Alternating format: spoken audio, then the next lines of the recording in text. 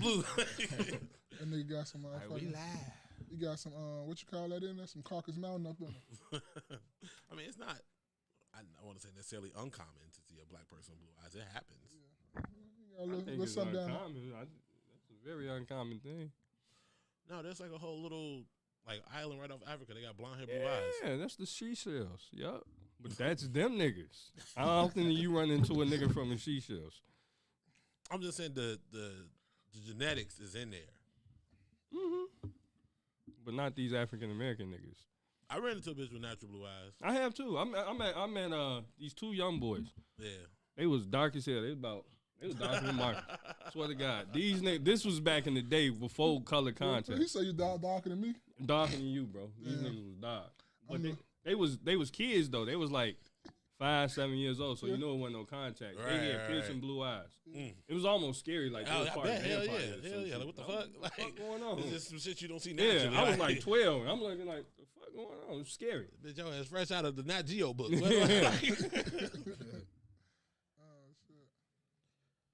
man, I've seen it too. It's definitely less common with Americans. I think it's just less common. It's like, okay, yeah, we know albinos is around, but Seeing one in the wild is crazy. Yeah. Seeing one in the wild. Seeing one in the wild is crazy. And keep y'all locked up, don't you? Like, you out here living for real? Like, in the sun. It's hot out. You know what I'm saying? You ain't got no sunscreen, brother? You ain't got no sunglasses. Yeah. Now, if you saw an albino drop the N-word, would you be like, hold on, like, hold on, your nose a little big. Hold on. Hey, bro, I'll just tell them, hey, don't do that around me. That's all I tell them. Hey, don't do that. I done told plenty of white folks, hey, bro, I don't care what you say when you not around me, but when you in my presence, we talking. Albino.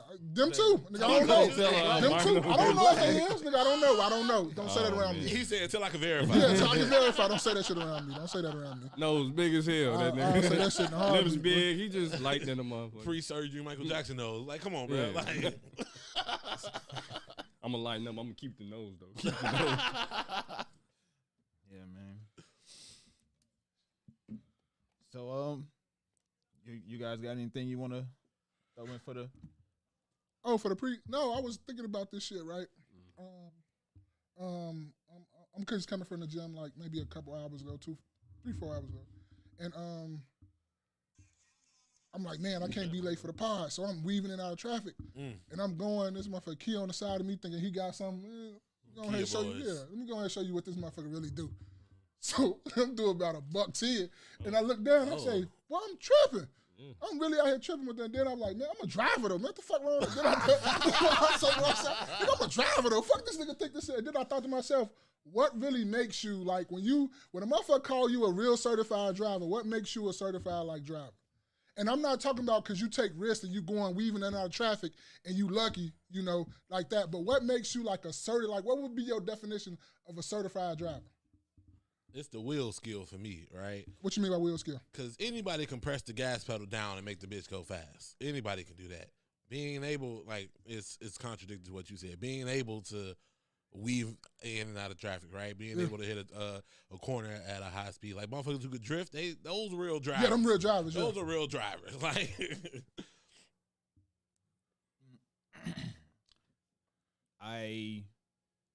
you took away my answer when you said I'm not talking about a person that can just get from A to B. Yeah, but that's exactly what I was going to say. Like a person that's not breaking the law or endangering their lives or anybody else's life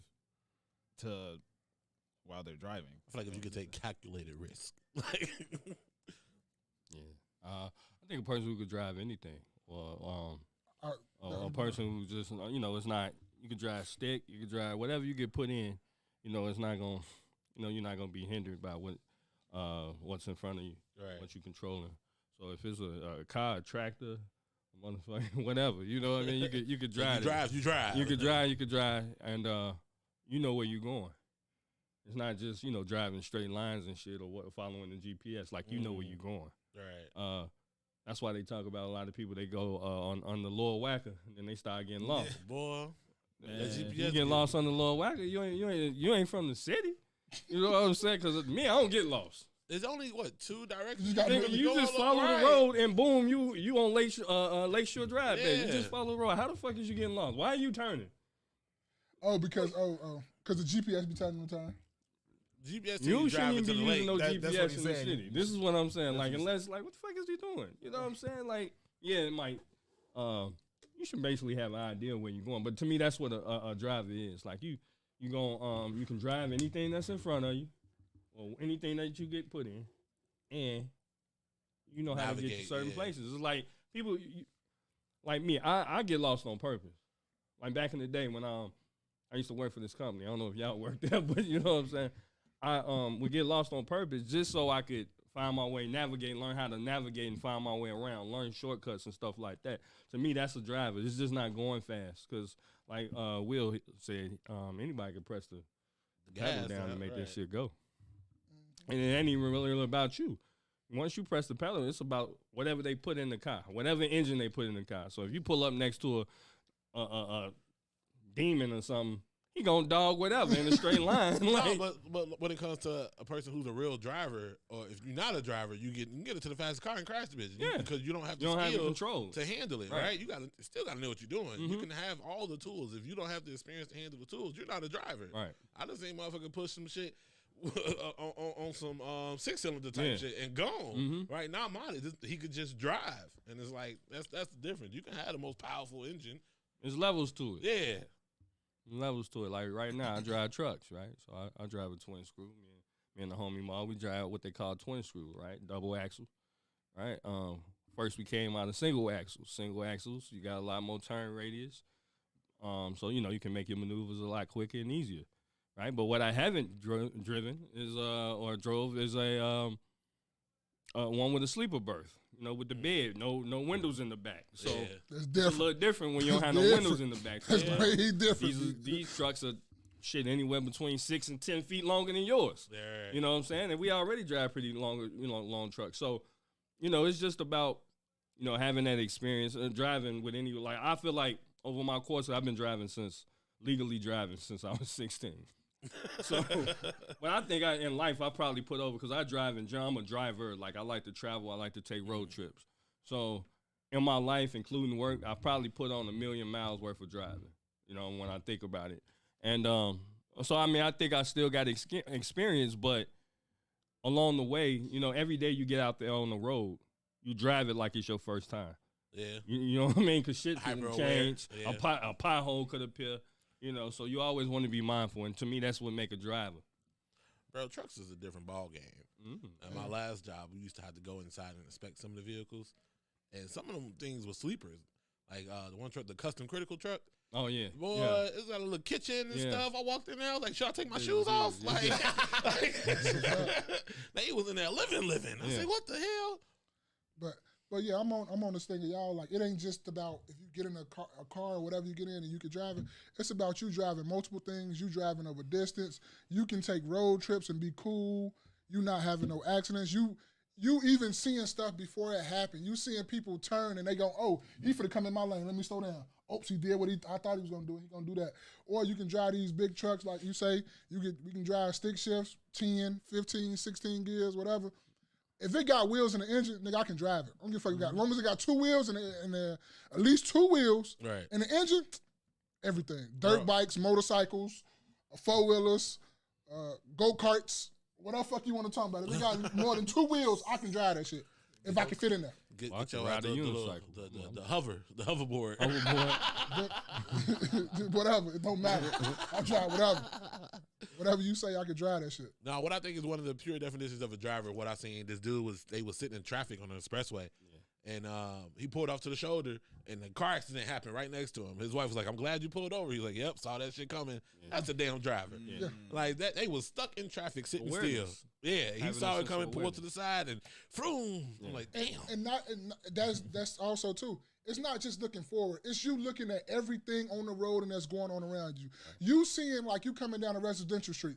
Most people just looking at the road. I'm looking at kids playing. I'm looking at balls bouncing because a ball can bounce in the street in an instant, and you'll mess around. If you're not paying attention, you'll hit a kid. But if you was paying attention and you saw that ball coming, you'll be to stop 4 or 5 cars lengths behind, letting that kid get that ball and going back on the sidewalk. Right. That's a real driver to me. Being ready. Yeah, being ready for stuff that don't even got nothing to do with you, but you seeing it before it comes. That's a driver to me. That's why I call myself a driver, because I see all that. Because we've been driving. Just with the job, I don't know what they work at, but what I work at still, whatever. But we see that stuff every day. You coming down to do something, and kids playing in the summertime, especially when kids out of school, and balls bouncing. Yeah. And you got to do your job, and you're like, oh, I saw that ball bounce. Where the kid? It's a kid coming behind it. Yeah. Whenever you see a ball or some type of toy, it is a kid coming right behind that. So you should be, yes. So you should be stopping or doing whatever you need to do to prevent that. Just run right in traffic. Yeah. I remember, I probably told this story before. I was 15. I had my learner's permit, and we was at a party. It's like the summertime. And one of the older guys, he had a Grand Prix at the time. The motherfucker hot, fresh off the press. So he let us take it, though. You know what I mean? I hear my learner's permit, so I'm thinking I know what the fuck I'm doing. So we riding around, and we go through Brookfield. Brookfield's a suburb in the west suburbs. So we in Brookfield, and I remember it was a stop sign on the other side of the street, but it wasn't one where you could see. You know what I'm saying? So we're approaching. So I stopped. I had my homie in the car with me, and I stopped. And as soon as I stopped, because I was balling until I seen the stop sign. And as soon as I stopped, a dude on a bike came by. Like, as soon as I stopped. Damn. My homie looked at me and was like, damn, how the fuck did you? I say, dude, if it's a stop sign on one side of the street, there's one on your side, too. Yeah. That's the only way. You know what I'm saying? Because that was something I had learned in class. Yeah. And he was like, damn. Because if I would have ran dude over, I probably wouldn't be talking about it, you know. I'm in rehab right now, just getting out. but that all equates to driver to me. Like I say, not you just going in and out of traffic, you being lucky sometimes. It's about the whole experience around you, the whole you driving the distance, you seeing people come in your cars and turning your lane before you. Because I look at all type of like accidents that be online sometimes, and I'm like, why are you steady going that fast? You knew a dumbass car was gonna turn in front of you. Yeah. But you could have prevented that if you would have just slowed down, going at a nice pace still, but you anticipating a car is going to turn in front of you because all of them stopping, you're going. Yeah. So you should be anticipating that. Or something that you also see, like, say, for instance, on Madison and Manheim, right? Okay. Madison and Manheim. So at that Citgo gas station right there, you know, a lot of people going to blow that light. Mm-hmm. If you're sitting right there and you're expecting, I was always taught, shit, I don't give a fuck if the light turn red. You don't turn in front of a moving car. You wait. Yeah. And people would turn, and it's like, so what if they're in the wrong?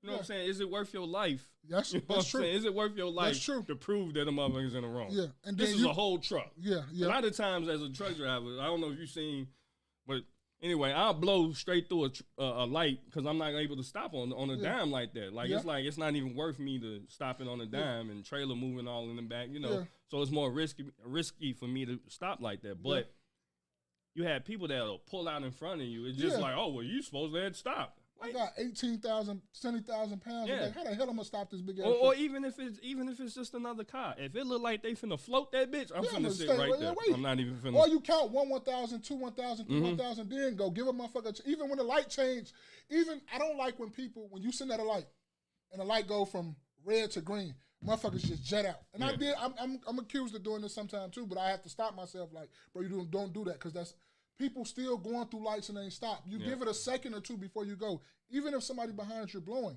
that's driving to me. That's all that equating driving. And then people, a lot of times, we all distracted. Yep. I mean, myself included. People be on their phones. You be in your own little world, and a lot of accidents. And what you're trying to avoid, being a good driver, nobody will probably be a perfect driver. Being a good driver is being mindful of your surroundings and being mindful of others. And like they always say, being a defensive driver is driving for others. Yep, and that's the whole big thing about why I call myself a driver, because I'm a defensive driver. And in these trucks, too, I don't know if people know, but we drive these trucks. Bro, they will tell you in a minute, it's best for them to kill you than kill 4 or 5 other families on the side of you because you swerving. We're in a 53-foot trailer. That's not even accounting the goddamn cab that you're in. That's just the trailer. You know how many cars and families that can fuck up right there alone? I mean, so I'd rather kill you, that one person, and that one family. I'd rather kill. No, it's not. It's just a common sense thing that they tell you. You'd rather hurt that car in front of you than to me swerve and knock out 4 or 5 families on the side of me, including the oncoming traffic too, from just trying to not hurt you or do some harm to you because you was wrong. No, for sure. So people got to be mindful of that, and you're not going to win a battle against an 18 wheeler truck. I don't care what kind of car you got. You're not going to win that battle. Your trunk going to be where your engine at, and you're going to be there too. It's just going to be your head going to be in the trunk, your body going to be where the engine at. That's how it's going to be. Driving the trucks though, when I get into my personal car, driving a truck lets me have more appreciation for the truck drivers. You know what I mean? I'm not finna cut all in front of them. I never brake check the truck in general in life. Like, no reason to be doing no stupid shit like that. People be retarded. So it does give you, and then driving the truck also checks your ego while you're behind the truck, because a lot of stupid shit happens in front of you, and you kind of sometimes want to take revenge on the driver. You being a bigger, slower truck, but eventually, if this person, they playing around, I catch up to you. I kind of want to take revenge, but it keeps your ego in check, because at the end of the day, this is your job, this is your livelihood. And you don't want to hurt nobody. Like, I don't care what nobody say. I don't care about, if you really want to hurt somebody in your heart, something wrong with you as a human being. Like, deep down in your heart, if you really want to hurt somebody, something really wrong with you. I don't think people that has the mindset and the wherewithal that they really want to hurt someone, so you'll be like, it ain't even worth it. Let me back up. It ain't even worth it. Let me slow down or whatever like this. But, we got people out here. That's why I call myself a driver. I just added a little question, Welcome to another episode of the No Key Podcast. I am your man, Spaces. Hey, I'm your boy, Mal. It's Jay every day. What's going on? And we got Will on the other side of the camera, man. What's going on, y'all? Everybody. What's happening? Right, I did too. I looked up and he was looking around. I was What's going on, y'all? How was y'all last week, man? Or a couple weeks, because we missed last week because of the weather. And it was negative 31, boy. Boy, that was different. That's the question I should have asked right there, though. That's a question to ask. What's that? Cause we was talking, because we in the Midwest. We in Chicago. Everybody know we in Chicago. If you don't know, we are in Chicago. If you're tuning in or whatever like that. And we had some real brittle cold weather this past week. And this last Sunday, it was one of the coldest days, because when I went outside and I looked at people know when you're from Chicago, you have the degrees and you have the real feel. The real feel. Fuck what the degrees say on your car or whatever like that. You need to go on your phone and see what the real feel. That's what degrees it is. Yeah. It said negative 31 when I got up that morning.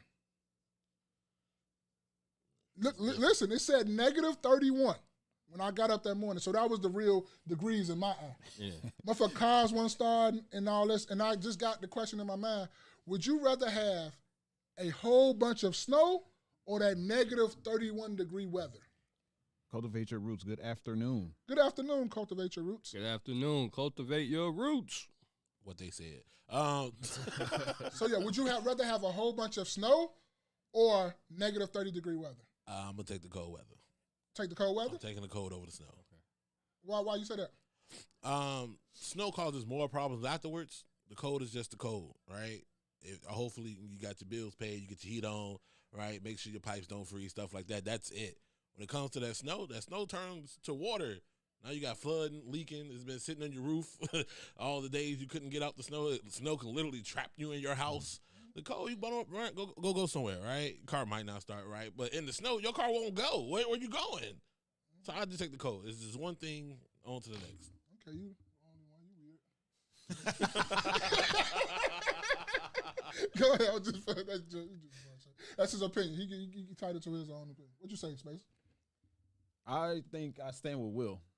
I think I agree with Will. Naps and Beauty, good afternoon. Good Sister afternoon. every day, what's going on? Afternoon. I think I agree with Will. Because I think if there's snow on the ground, then the first thing that comes to mind for me is ice. Uh-huh.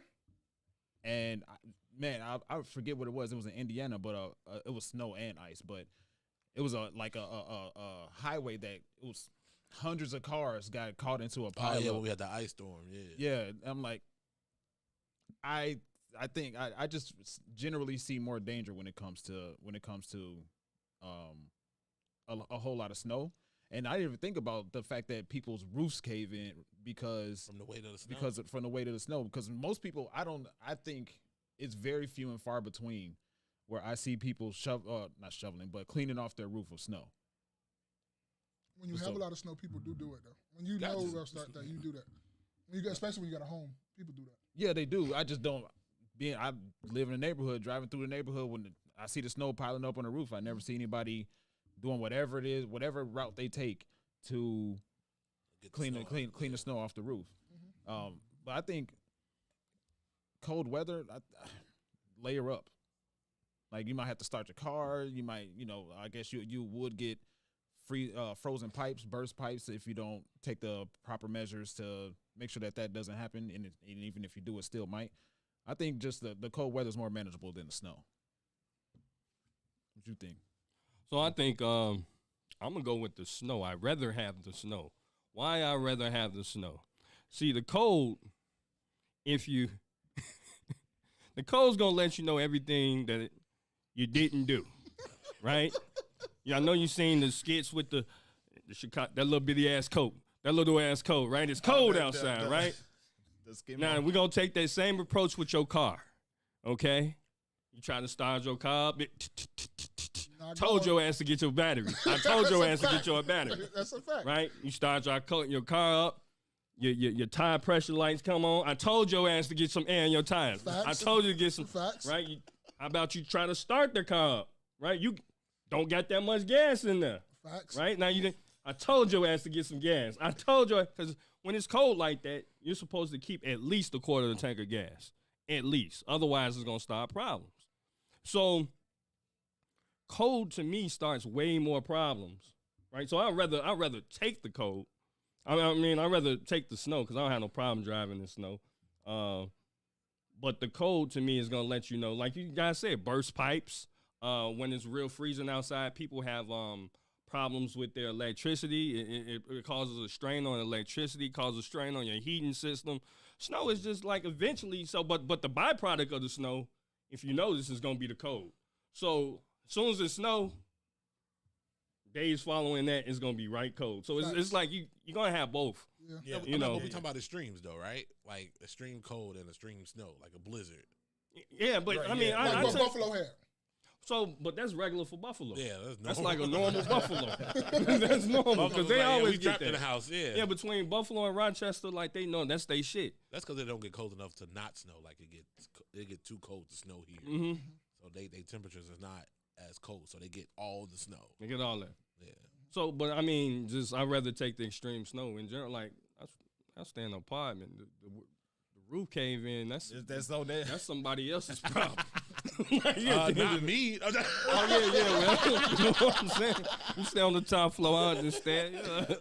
But good luck to you. So I understand why you pick what you pick. But the cold. Look, man, in Chicago, we've had a wonderful run. It was damn near 50 around Christmas. It was 50. Right? It was 52. So everybody was looking around like, damn, this ain't Chicago. As soon as the cold and the little snow hit. God, let me holler at y'all real quick. That's Chicago all said, hey. My bad. God, let me holler at y'all real quick. Chicago said, hey, boy, this is it, boy. You know what I'm saying? Yeah. So we had an extended time of nice weather, I guess, so it's right, we enjoyed it. Yeah, we enjoyed it. But me, I'm taking the snow. Like, I'm with you, Jerry. I'm taking the snow too, bro. Cause your car start acting crazy. You gotta still go to work. Bro, when we work at shit, bro. This is the worst I've ever. Wait, am I lying? Mm-hmm. It's the worst they say they ever seen it. Mm-hmm. Everything was not working properly. Everything. Oh yeah, that shit was. Everything. I'm talking about. I ain't never it was just crazy. Like your car not working right. I got in my car. It wasn't working right. I gotta go get a new battery. It told me that. Okay, I got you. Don't worry about it. I gotta go get a new battery. Told you to get a battery back in the fall. It's a fact. The dealer sold me and tell me like, well, you gonna feel it this winter. So I got in my wife's set. My wife got a brand new car. Brand new, like a 2023. Bro, I drove in her shit. I stayed 15 to 20 minutes away from the gym. Her car was still not halfway on the heat part. You know how you're cooling the heating system? It was still like a quarter, and it went down. That's how cold it was. And she has a brand new car. So the heat still wasn't working properly in her car. So that cold, it just, to me, it causes too many problems. The snow don't cause as many problems as that cold do. That cold really lets you know what's happening. Like God be like, y'all, you owe me. Like that's what the negative be to me. God say y'all owe me. Naps and Beauty says snow helps with the heat management for the upcoming summer. I guess I see what you're talking about. Mm-hmm. Cultivate Your Roots said snow. I wish today's kids could experience the winters we had. Who doesn't love sledding? Listen, that's facts. That's facts. Right? Like both of those. When Christmas came around for these past few years, I was salty in the fact that there wasn't as much snow on the ground as what I remember. Man, but yeah, I know what you mean though. What? When it's extreme cold, basically if it's something predominantly electronic, chances are something bad is gonna malfunction. Ask Tesla drivers. Ask Tesla drivers, bro. Their cars is bricked up, bro. When I say the charging stations in Oak Brook was full of Teslas, because like out of 10 charging stations, only 3 of them was worked. The other 2 had got broken in the cold. And that wasn't just Oak Brook. That was everywhere. Everywhere. And they sitting in their cars in freezing cold with no heat because the car is dead. So now what are you doing? Because of the cold. At least if it was snowing, they'll still be able to charge and all that stuff. Them chargers wouldn't have been broken. My thing is, bro, we talking about, again, extreme. We talking about 6 feet of snow. Where you going? I'll do that 6 feet. How? Y'all laughing. I'm dead ass serious. No, it's. I mean, if you look at other cities we don't get to the extremes, but Chicago does fairly well with wintertime in general. Right, but then look at Atlanta when it snowed down there, bro. They shut the whole city down. They're not used to it. They're not used to snow. They put sand down. Yeah. Like down south put sand down for shit. Like for real. Like that's the thing. Like bro, city is shut down.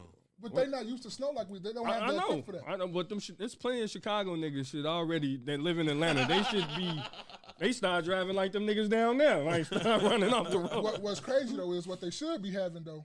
Look, because I think Lil Durk stay in Atlanta. Don't he stay in Atlanta? He probably do. He should have had a snow removal company just sitting there, on top of one of his other companies with the shovels, with all this stuff.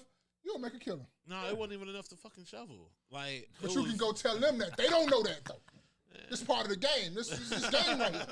This part of the game. It wasn't enough to start the business. We finna move down to Atlanta. What? Yeah, just had one to the side just for that. What a type? What? Kill him. Yeah, I mean shovels and all. But with climate change, so they say, people should be expecting, because weather. The United States in general. I mean, it was all the way down to Texas where people were having, single digit weather. Yeah. So all that. I'm moving away from Chicago because it's cold. Well, nigga, it follows you. You know what I'm saying? Yeah, it won't be as long, but it's still you might as well, And that's why I enjoy Chicago because we get the extremes on both ends. Yeah. We're going to get that extreme cold, and then at times we're going to get that extreme hot. Yeah. But it's going to be times in the middle where you can actually enjoy the weather. Yeah. Like today. This shit cold. Now, don't get it twisted. This shit cold. It just ain't warmer than what it was. Yeah. It's just better than what it was. Yeah. It's in perspective, bro. It's because if it was warmer last week, we'd be like, God damn. Yeah. Since it was frozen, we was in fucking Antarctica last week. Yeah. This is cool. But it makes you appreciate it. That's 100%. What I'm saying. 100%. Bro, people don't understand that -14 and then the next day is 20. Nigga, I feel like summer. Yeah. That's a motherfucking 40% difference. Well, that shit is crazy. We hooping next week. This week we finna. You're gonna see the chicks walking down 79 booty out. You know what I'm saying? Bikes outside and everything, but that's Chicago. Yeah, I did see a couple Caucasians in shorts. I was like, bro, stop playing. Yeah, and they do that anyway. And everybody in here know I'm a Florida boy. I was born in Florida. I've been raised in Chicago.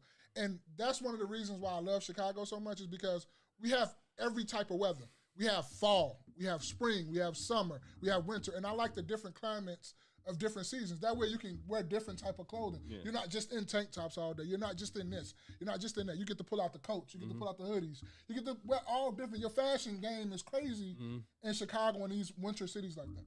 And I think especially like the winter months, it causes you to come in closer as a family. Yeah, you see what I'm saying? You ain't nowhere to go now. Right? Can't hide. You know where to go.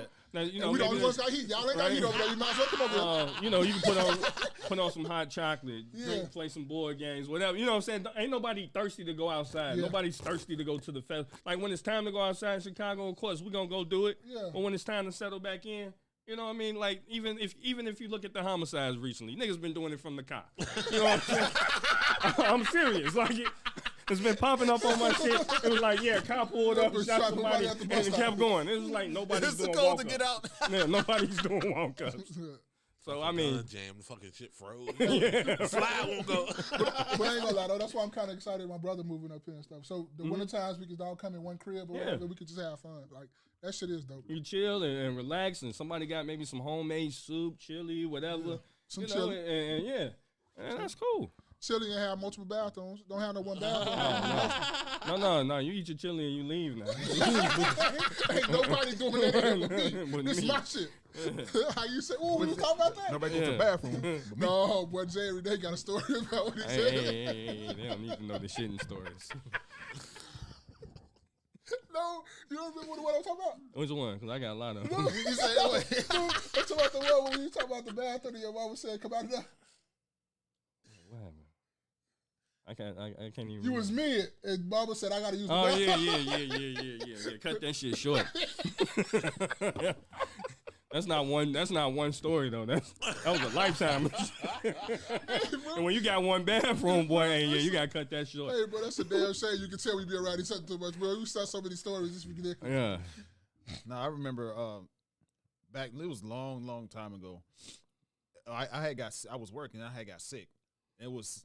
Basically, it just worked out to where everybody in my house was in the house for it was during rough Christmas time. Okay. And we all just sat in the house, made some pallets on the floor. Some people made pallets on the couch or whatever. And we all watched TV together. Mm-hmm. That's dope. That's a dope time right there. An entire series. It was Lincoln Heights. We watched the show Lincoln Heights, the entire series of Lincoln Heights together. That right there. Mm-hmm. That's dope. And that's what when I say I miss the Christmases we had. I miss the snow when it comes around the Christmas season. I want the snow in the ground because, and even I mentioned before with the cabins that and just that whole environment, that whole feeling, it was amazing, man. And I to this day wish I aspire for us to live that again.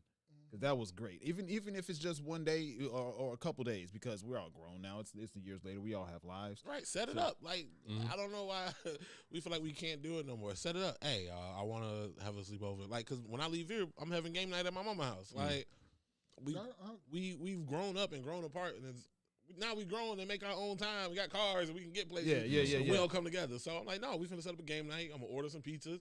Everybody bring some pops, chips, or stuff like that. So I got Little Caesars for that ass. I ain't got no money. That's why you don't get invited. I'm still coming with these Little Caesars, nigga. You invite me or not? Yeah, I know it's over. I'm coming. They trying that shit. What do you feel? Talking about Little Caesars. But, right. I know I had that question, but everybody mental check good? Oh, show for sure. Yeah, man. Yeah. Everything cool, man. That's what's up, man. Figuring it out. So now y'all ready to get into the shit? Let's do it. Now. Whole little conversation. This isn't pulling up. Well, I guess we can watch the video. Yeah. Oh, what's this? I ain't see this one. That's the one you just sent. Ooh, every day? Yeah. All right. About them stealing. Let's check it out. I just didn't play it for your phone so we all can hear. Well, it should be able to, because we did this before. Oh, you know what? Turn up the volume on TV. Oh, it's all the way up. It's already up. It's cool. Turn it up on the computer. Like, down at the bottom. Yeah, there it is.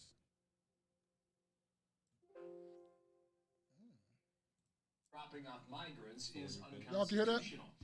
Kelly, a Texas bus company now is fighting back, launching a federal lawsuit against the city of Chicago. It claims efforts by sanctuary cities to stop the buses from dropping off migrants is unconstitutional. Kelly Saberi reports for Fox Business in the windy, cold city of Chicago on that. Kelly, hello. Hi, Bill. Yeah, so while some sanctuary cities like Chicago and New York have filed lawsuits against Texas bus companies, now they're hitting the city of Chicago right back. This is because they've gotten their buses impounded for breaking ordinance guidelines. That includes the likes of wind transportation, which says it's being discriminated against for doing business with the state of Texas. The ordinance states, quote, unscheduled intercity buses shall not load/unload passengers within the city of Chicago between the hours of 5:30 p.m.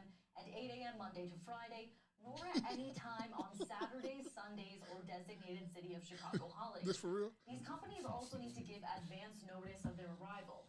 Because the ordinance is aimed at these out-of-state bus companies, Wind Transportation's lawyer tells me this violates the Commerce Clause of the U.S. Constitutions.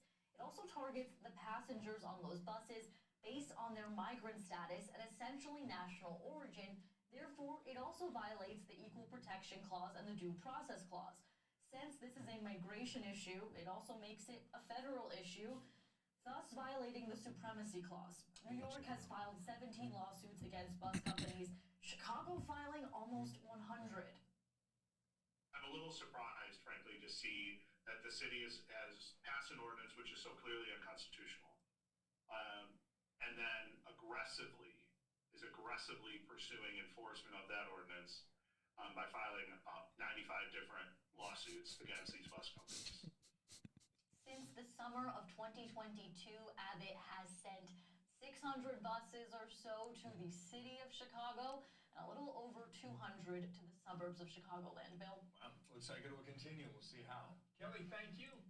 So what do you guys think about that, though? Bro. And how does he complain? Like, I don't understand what niggas. Who, Mayor Johnson? No, not Mayor Johnson. Like, this other nigga. Like, the white dude. Is he a lawyer or something? Oh, I don't know. But he's complaining about him It's filing unconstitutional. lawsuits against the. Yeah, bro, yeah. First of all, y'all niggas need to stop being sanctuary cities. That's the first. That's the fact. That is the Stop first that. fact. Okay. But no, I don't. I wish I would have sent it to y'all, but I don't know what I was thinking. It was one where they was in a courtroom, and one of the migrants told a black lady, "You need to quit being lazy and get a job." Mm-hmm. Hold on. The migrants? Yeah, the migrant told the black lady that. She said, "Quit taking." He said, "Quit taking our stuff, and you need to quit being lazy and get a job." Because. So now that not only are they coming over here, they're coming over here entitled.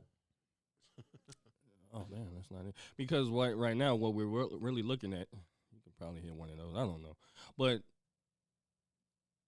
what we're having now is a problem with them stealing, right? So we have a lot of migrants now. It went from just a little petty theft. Now they're doing burglaries.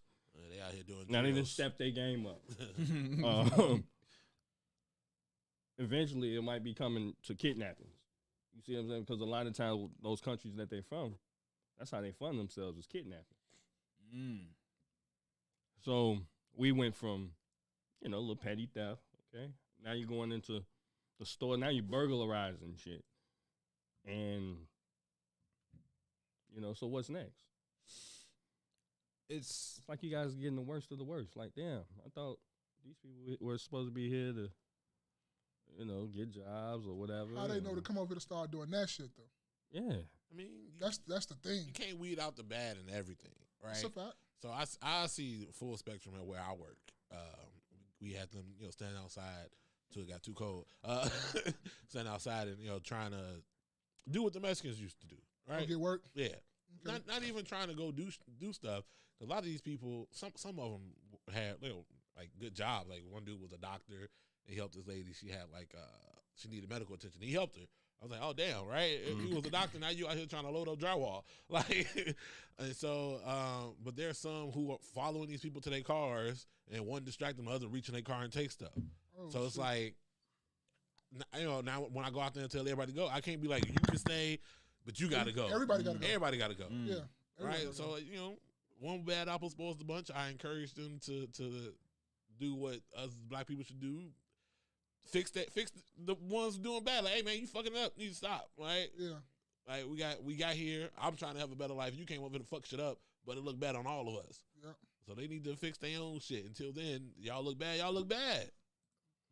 I just look at it like this, bro.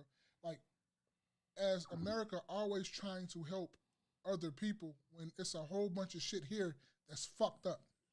Like, we're trying to help other people when it's a whole bunch of shit It's homeless people all over the streets. It's homeless people in under bridges. It's homeless people asking for food. But we're going out getting other people that we got to help when you have people in the of city this right country now that need help. Like, what the fuck are we doing?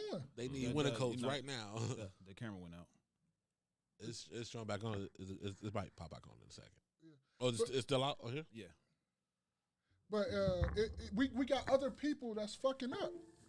I mean, like, we got other people that's here that's really need help, and we sitting up here, you know, trying to help some people. Like, it feels bad kind of saying, but it don't feel bad because I'm American.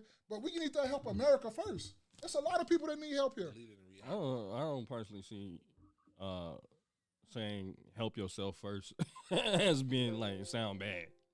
They gotta help. I mean, if it was you, you're gonna help yourself first. The first law of nature is self-preservation. Yeah. I'm gonna help myself first, and then if I got anything extra, I'll help others. That's a fact. So me personally, I'm gonna help myself first. My you guys family. are my fellow Americans. Yeah. I'm gonna look out for my fellow Americans. Now what's and left? anything's left, then I'm going to give to somebody else. You can get this piece of bread. Yeah. Ain't nobody eat that. Y'all heard like I think the governor in Connecticut had asked people to open up their homes if you got extra. You got like, I heard that shit. You got like fucked up. Like, what the fuck is going on?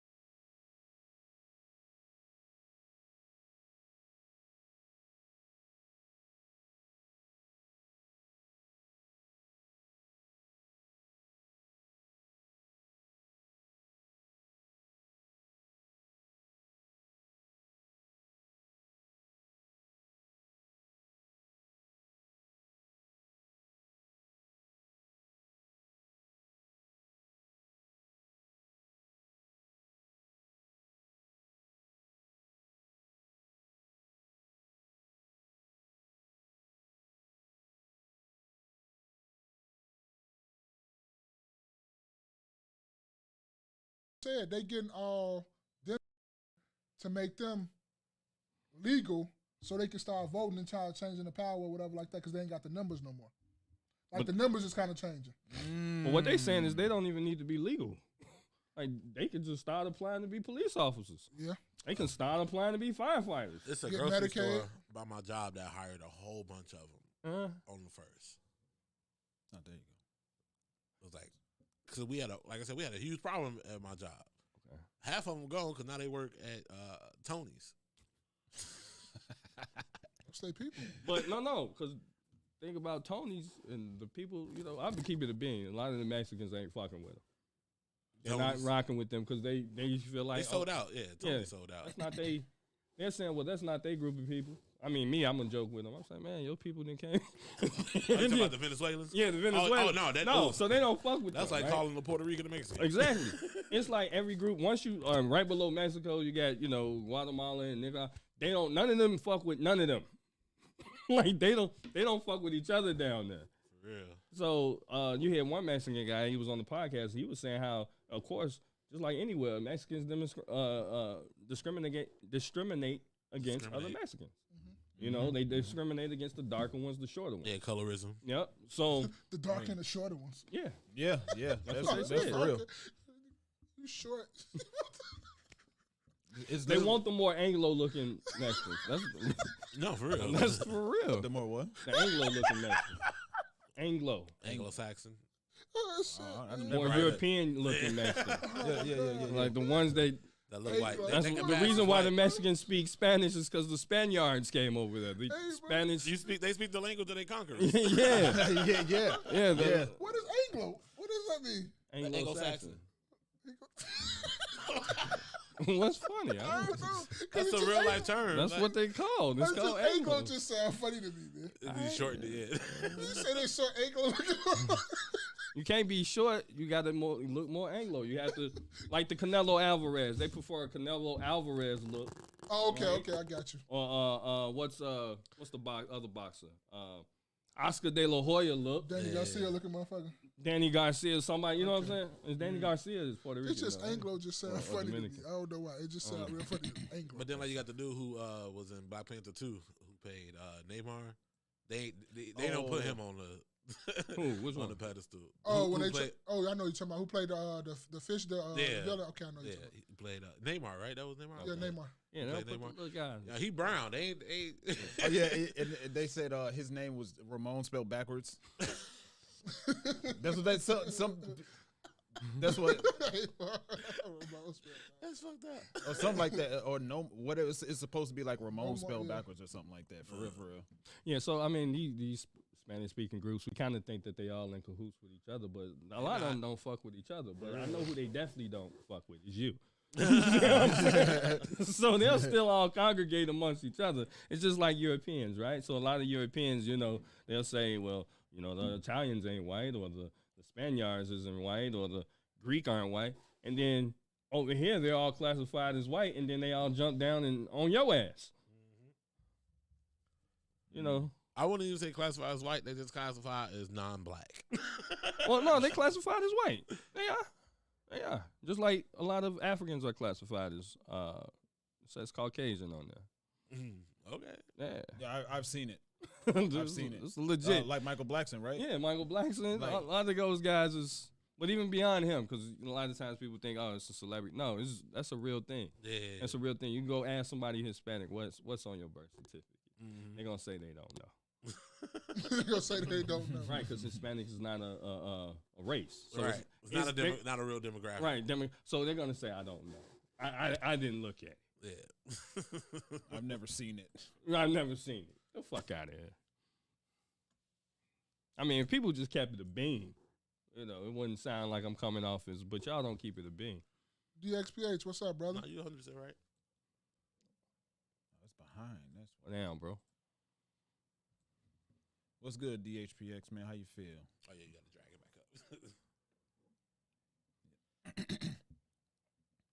Cultivate your roots. What's up? What you hiding your messages from us? What's going on? But yeah, let me. What did she say? She took her message back. So, looking at this this article real quick that Jeffrey Day sent us. No.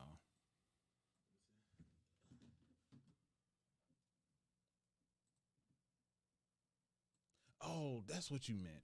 God dang it. Okay, cool. So, article says string of retail thefts, burglaries by migrants plaguing Chicago suburb authorities. Right. So it says on January 13th, Oak Brook officers responded to a retail theft from a local Macy's store. Upon arrival and after conducting an investigation into what took place, officers found that 32-year-old Jamie Baldo, that name, y'all see it on the screen. Jaime. Oh, yeah, you're right, Jaime. Jamie, I'm so mad. In January. And they don't pronounce the J's. I'm just fucking around. I mean, they make 8 sounds. Use.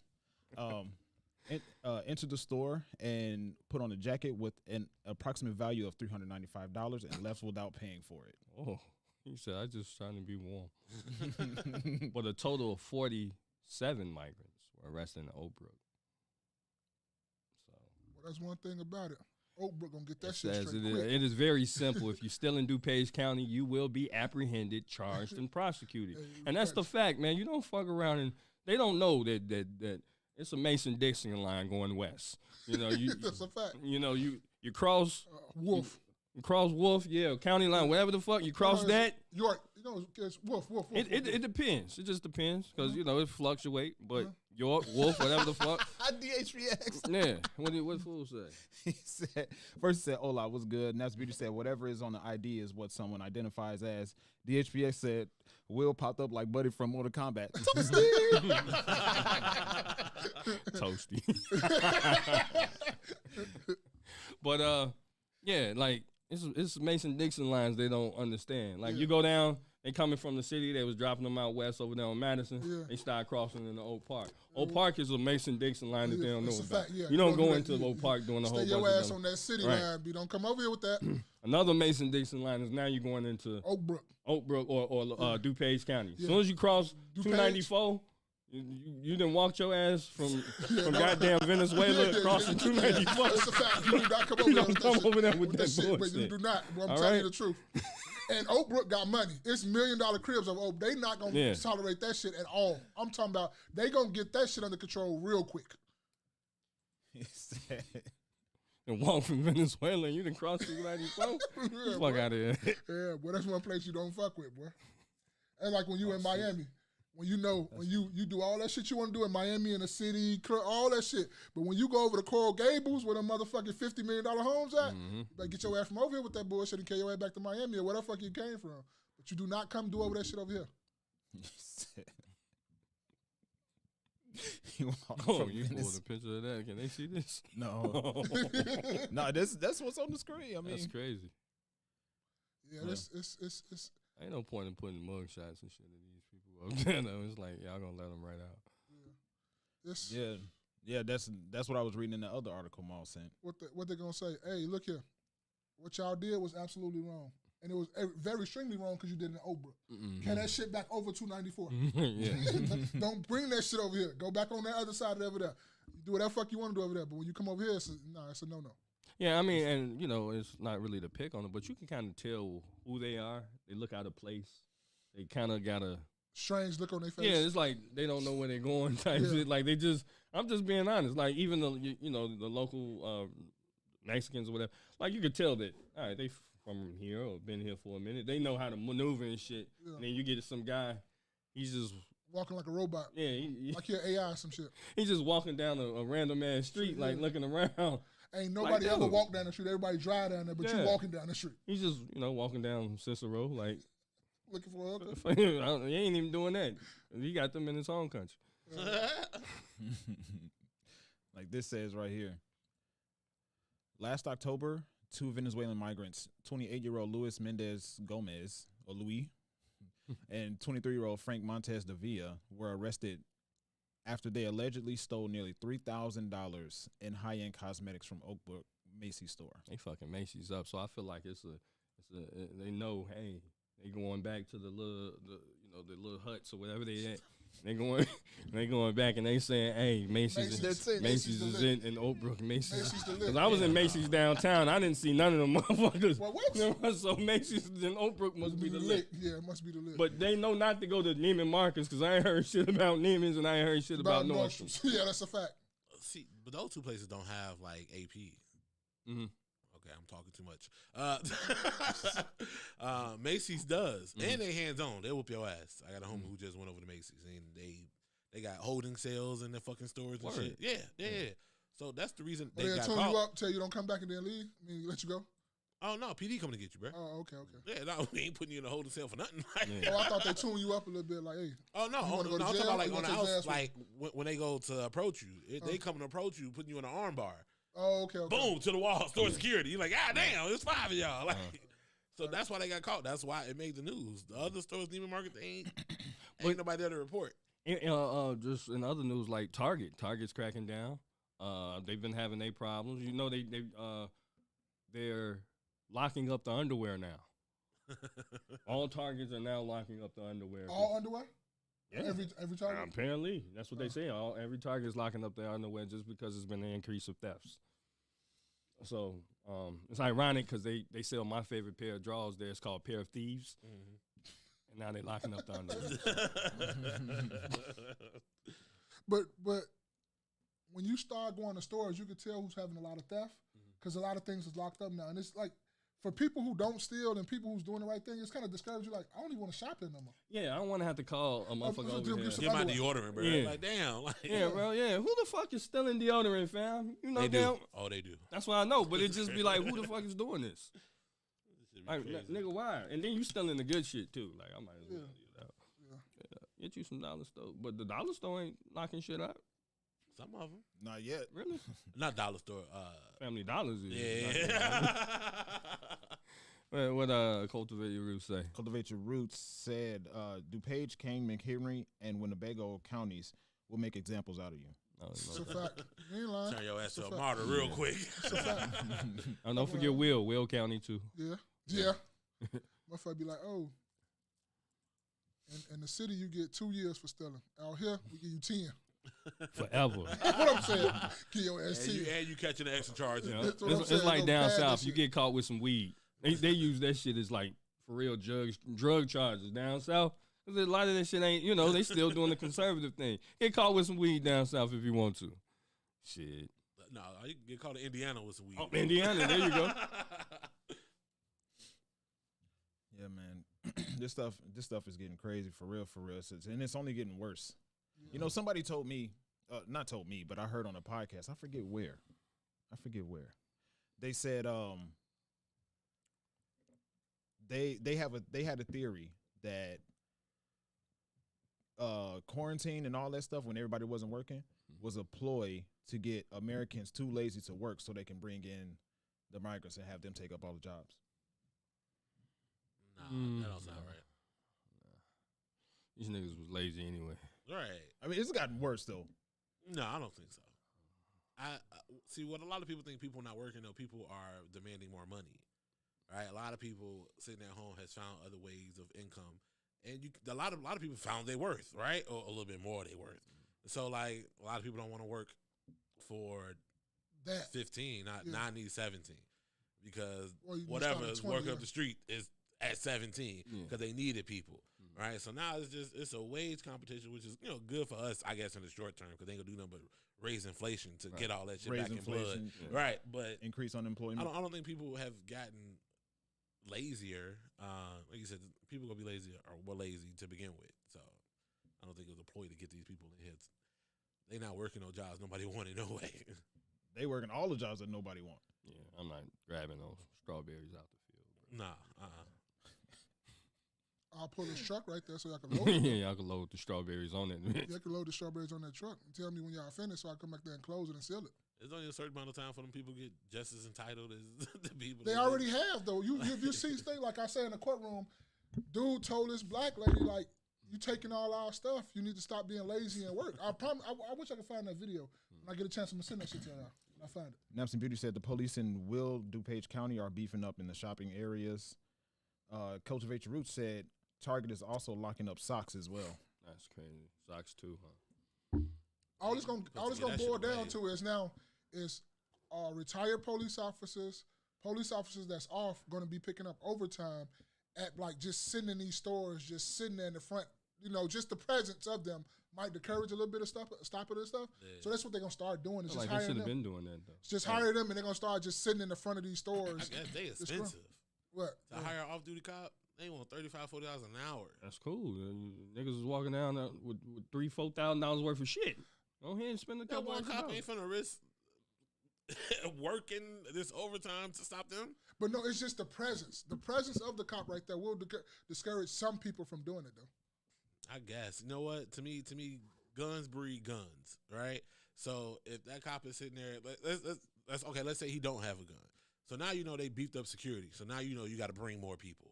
That's all that ever means. The more you try to do to security shit is the more means they have to do to get what they go get. They're going to do it.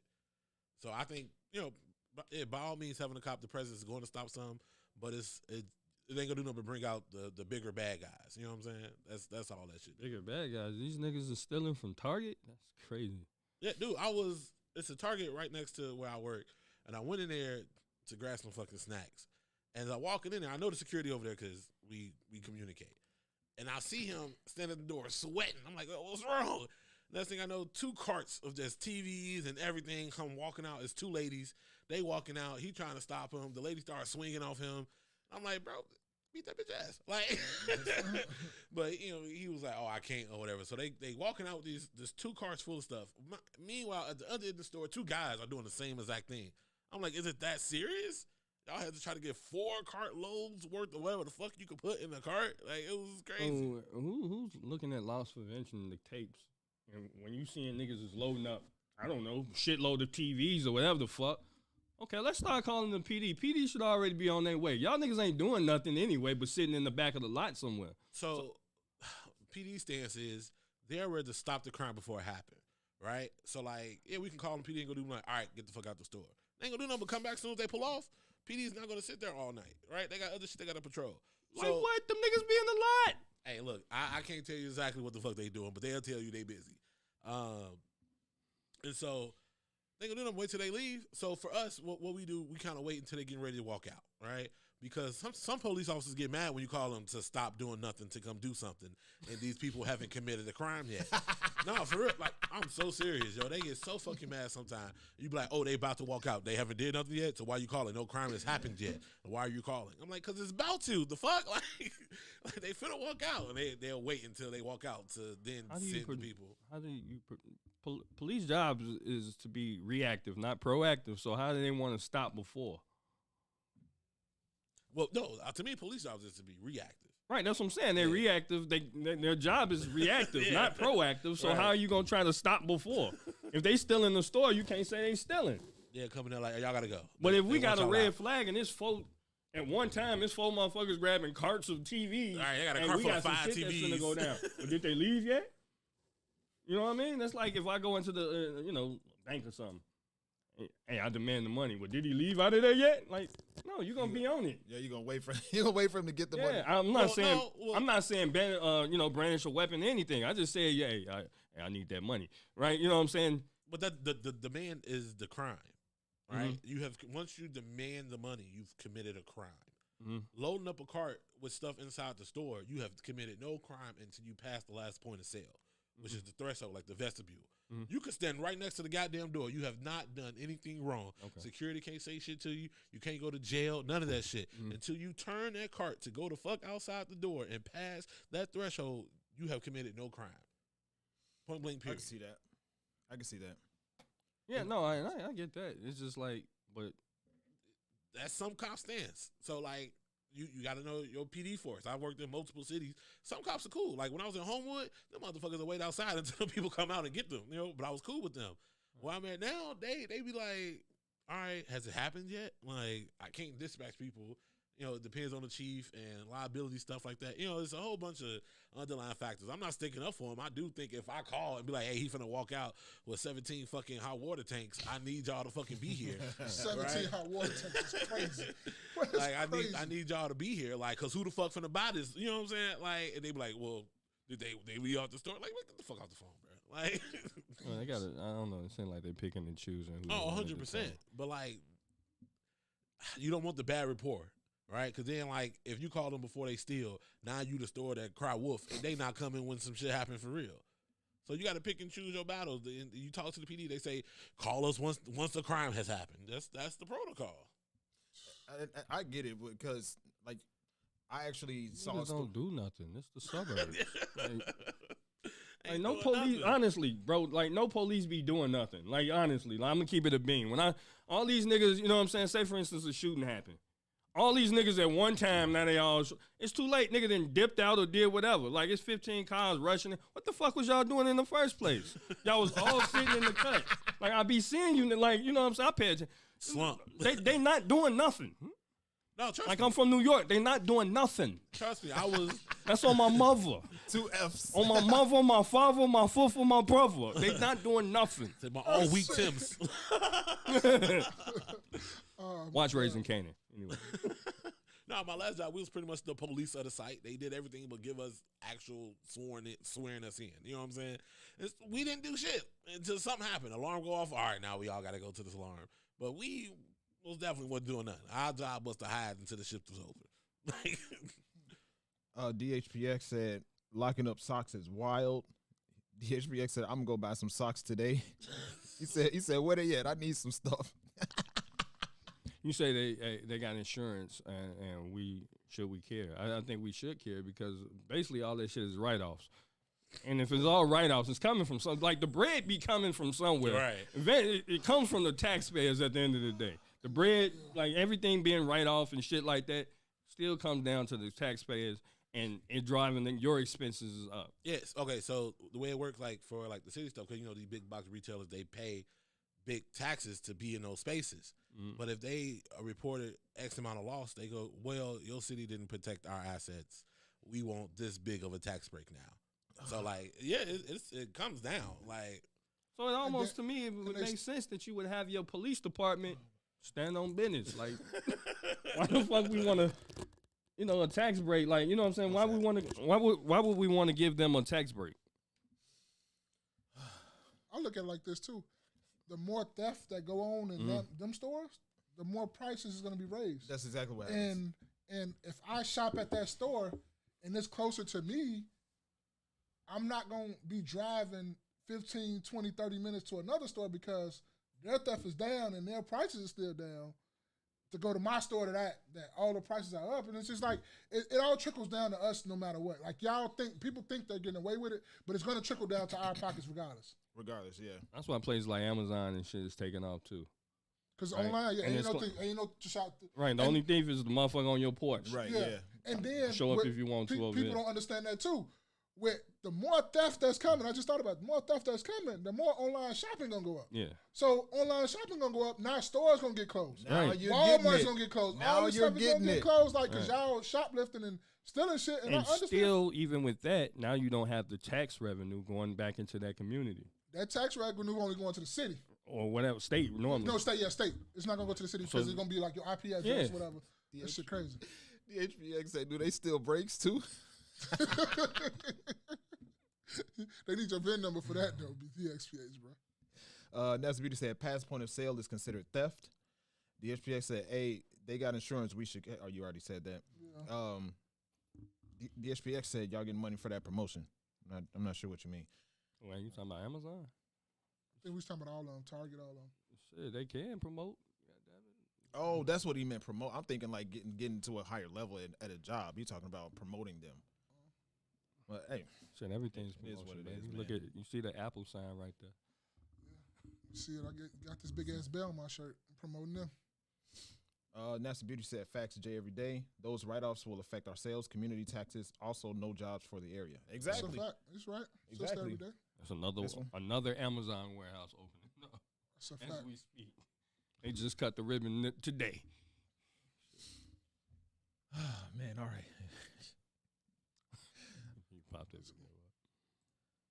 Let's talk about this one. Okay. Oh, this one right here? I was going to try to say Can that they for see life. that? Can they see that? Not yet. Let them see that. That's hard, bro. Nah, it ain't. Yes, it is. It ain't. Yes, it is. It's not at all. Yes, it is. It hard, really bro. ain't. It's 87. Bro. It's 87. So let them see this. They see it. Okay. So it's 87. It's hard. Stage 1, you got SOS Band, The Time, Change. Who the fuck is Change? Alexander O'Neal, Janet Jackson, New Edition, Sheila E., Cheryl Lynn, and Sherelle. Stage 2, Midnight Star, The Deal, Lakeside, Luther Vandross, Ready for the World, Whitney Houston, Kashif, Who the Fuck Is That, The Whispers, and Karen White. Stage 3, Daz Band, Gap Band, Mary Jane Girls, Rick James, Tina Marie, The Commodores, Zapp and Roger, Loose Ends, and Cameo. It's still hard. We got to understand, if this is 1987, Whitney Houston hasn't put out a good bulk of her work. So now you just listening to Houston. Not Whitney. Karen White, as far as I know, only got one good song. That came out to 1987. That was the one with her and Babyface. Shit, Janet Jackson, her shit's still early. A good bulk of her shit ain't came out. And even New Edition, the good bulk of they shit ain't came out. You still got, you listen to Candy Girl, that's it. You know what I'm saying? So the only one to me that had a complete set of everybody who had the bulk of their stuff that came out is Stage 3. Now, on a personal level, because I think people are like, oh, man, I love to see Luther Vandross and them niggas that's dead, but you know what I'm saying? But and I think that's what it is, because niggas get, they so in tune with Luther and Whitney, and most of their shit didn't come out. First thing I look at is when I looked at the list, I seen Luther and Whitney Houston. And those are two male and female, some of the best singers, like vocal-wise, we have ever probably seen in our lifetime. I agree. And it's like that alone right there, like carry that whole Stage 2. How? If her music... And I understand, like, I didn't think about that, the bulk of her music, because I didn't think about the 80s. I was just looking at the names. I didn't really see it's 1887 and all that. I'm looking at the names on the list, and the first thing that popped out to you, no matter who it is, Luther Vandross and Whitney Houston. Somebody saying on the side something. Stage 3, please. Napster Beauty says Stage 3, me please. DHPX All right, says Stage 3. let's go row by row. SOS Band, Midnight Star, or Daz Band?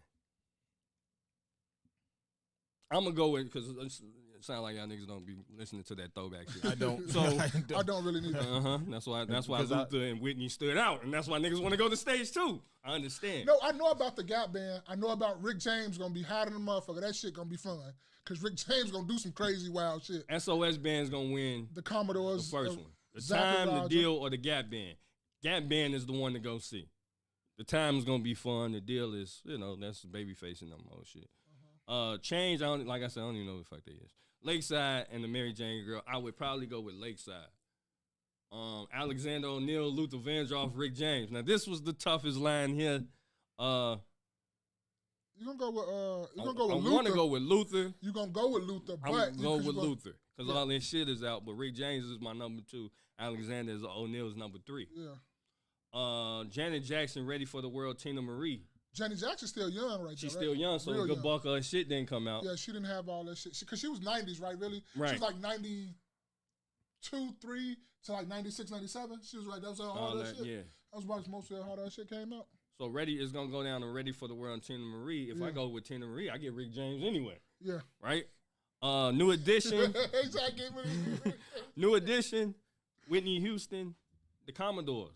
Whitney Houston is 87. Most of her shit didn't come out. That's New Edition, a lot of they shit didn't come out. So now I got the Commodores. Yeah, and that's the key thing to this. It's like 1987 that people probably ain't gonna read. Is when you break it down like that, it probably is Stage 3 is probably the best one because, like you say, all of them are already seasoned. They got most of their stuff out. They got hits and stuff now. They got classics and stuff now. Luther Vandross and out of all the other 2 stages, Luther Vandross the only one that you really gonna want to see out of those 2 stages. Yeah. It's hands down, it's Luther. And like I say, that's one of the reasons I will say it was hard is because you saying Luther and Whitney, that's something. But yeah, it probably stays. Sheila E., Kashif, in Zapping Rogers. I don't know. Maybe Sheila E. She bring Prince or something. I don't know, but I don't think it's happening. No, she not. So that means I get computer love. Yeah. Computer love. I'm getting that, Sheila right? E. not bringing them Cheryl ass Lynn, shit out. if this world were mine. Now you get that with Luther Vandross. They both come together. You see what I'm saying? He's Right? like a motherfucker. He said you You get know both what of I'm them together. Sherelle, Karen White, and Cameo. We gotta go with Cameo. Tastes like candy. We're gonna end it with that one. Yeah. Oh, what they saying, man? What are people saying if they saying anything? No, the Cultivate Your Roots said stage 3. Is that this like seems like a unanimous decision? Yeah. Stage 3. Well, it's stage 3 because you're getting more of them are already seasoned. Yeah. More of them already have their classics. More of them are already established. Mm-hmm. Luther was the only one established, and the other ones, the other two are just real fresh standing out. Like you say, Whitney Houston didn't really start turning up until like the 90s, 91, 92. That's when Whitney Houston just took off, and everybody knew that she was really what she was. But yeah, That was a fun little intermission we had there. That was good. Why I gotta be little though? Because it was short. It was shorter. It gotta be little. Just Okay, you already okay. just That was a say fun short. intermission. You know what I'm saying? Just say short intermission. It gotta be little. that was a big intermission. Go here. Oh, and before we get into that, real quick, because I had this discussion. It kind of goes with the past, but I was talking with Stogie. It's about music. I was talking about Stogie about covers, right? And most, because we was talking about Luther Vandross and we was talking about, I think I brought up Mary J. Blige. A lot of those guys did a lot of covers. You know what covers are? Covers to the albums, right? No. Songs. People singing other people's songs. Yeah, people singing other people's songs. Okay. So Luther has a lot of covers on other people. You know, he's done other people's songs. You know, and obviously made it into his own. But, okay. I get what you're saying now. I understand what you're saying now. And it was two things I had asked. One of the things, why is it such a big focus on rappers writing their own lyrics versus people singing other people's songs? Because they're not writing them, right? I guess because people put Luther all the way up here. And he didn't write a lot of that shit. He ain't write a lot of that shit. Some of his best songs were covers. Right. Some of his best shit was covers. But I think they put him up there because of the vocals. Mm-hmm. Like Luther is one of the best. Like if he not the best, he one of the best vocal singers that we ever saw. Yeah, on the we men's ever side, had. absolutely. Yeah, so I will say that because half of the time, if you can write and you got a good pen, normally you can't really sing like that. Mm-hmm. But if you can sing, you normally can't write like that. It's never like where you find out where you have both of them in one person. Mm-hmm. Like who have you ever knew that can sing and that can write at the same time? I think you got to focus on one or the other. Because the money is going to be the person who's writing. Yeah, they're going to get all the money. Because they get residuals no matter what. Right. Every time that song's being sung, every time that song's being played, they get percentage of that shit. So I would say, yeah. If you do your business right. Because some people buy the song like flat out. But if you do your business, that's why I say you do your business right. Because I'll be like, nah, I want that and I want some of them residuals too. I ain't going to just give you nine. No, but usually the over, like. You might not know though. That's what I'm saying. You don't know if the song gonna pop. Yeah. Right? That's true. Because like if you think it's just a song, no, give me 10, 20 grand. Song is yours. Motherfucker made 100 million. But but then like you be like, all right, no, I want residuals, but now you only getting $5 grand for the song. Yeah. Now the shit don't do shit. You could missed out. That's why they say what, you taking the risk on yourself? You betting on yourself? Now you like the nigga, I done signed the contract for how much they gonna pay me. Yeah. And now it's doing millions and billions of dollars. Wants more money. Hey, prime example. Prime example, we say this all the time. The young boy who sang Lion King when his mama did his business. Yeah, Jason Weaver. Yeah. Jason Weaver, yeah. Getting paid to this day. Ain't never got to do another thing in his life. He still get a check. Mm-hmm. So that was something I was thinking about is like, okay, why do we put so much emphasis on rappers? Right? I guess because you don't need a voice to rap. It's that's the right. words. Yeah, and then I think your voice ain't got to sound pristine. You know what I'm saying? Oh no, I'm not probably like not clear, but I'm just saying, like Future. There's not Future notes. niggas people gravitate to Future not only because lyrics though. his lyrics, but his voice carry it too. Or what's his name? The nigga who got killed. Pop Smoke. Pop Smoke. I mean, right, those are rare individuals, but overwhelmingly, right, the way your voice really sounds does not determine if you could be a good rapper or not.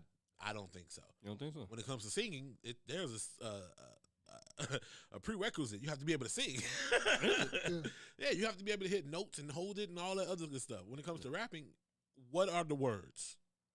I don't know, because I don't understand what the niggas is saying no how. Well, that's different, but Ain't no different. That's what we got. I'm just saying, but there's a range in that though, right? Okay. You can still find niggas who still focus on lyricism versus what's popular. You know what I'm saying? You just gotta dive a little bit deeper because we know all the best rappers are not mainstream, and I'm pretty sure some of the best singers are not mainstream. You know, but at the same time, like you were saying, when it comes to singing, you write or you sing, right? A lot of times it ain't both. It's rare for somebody to have both.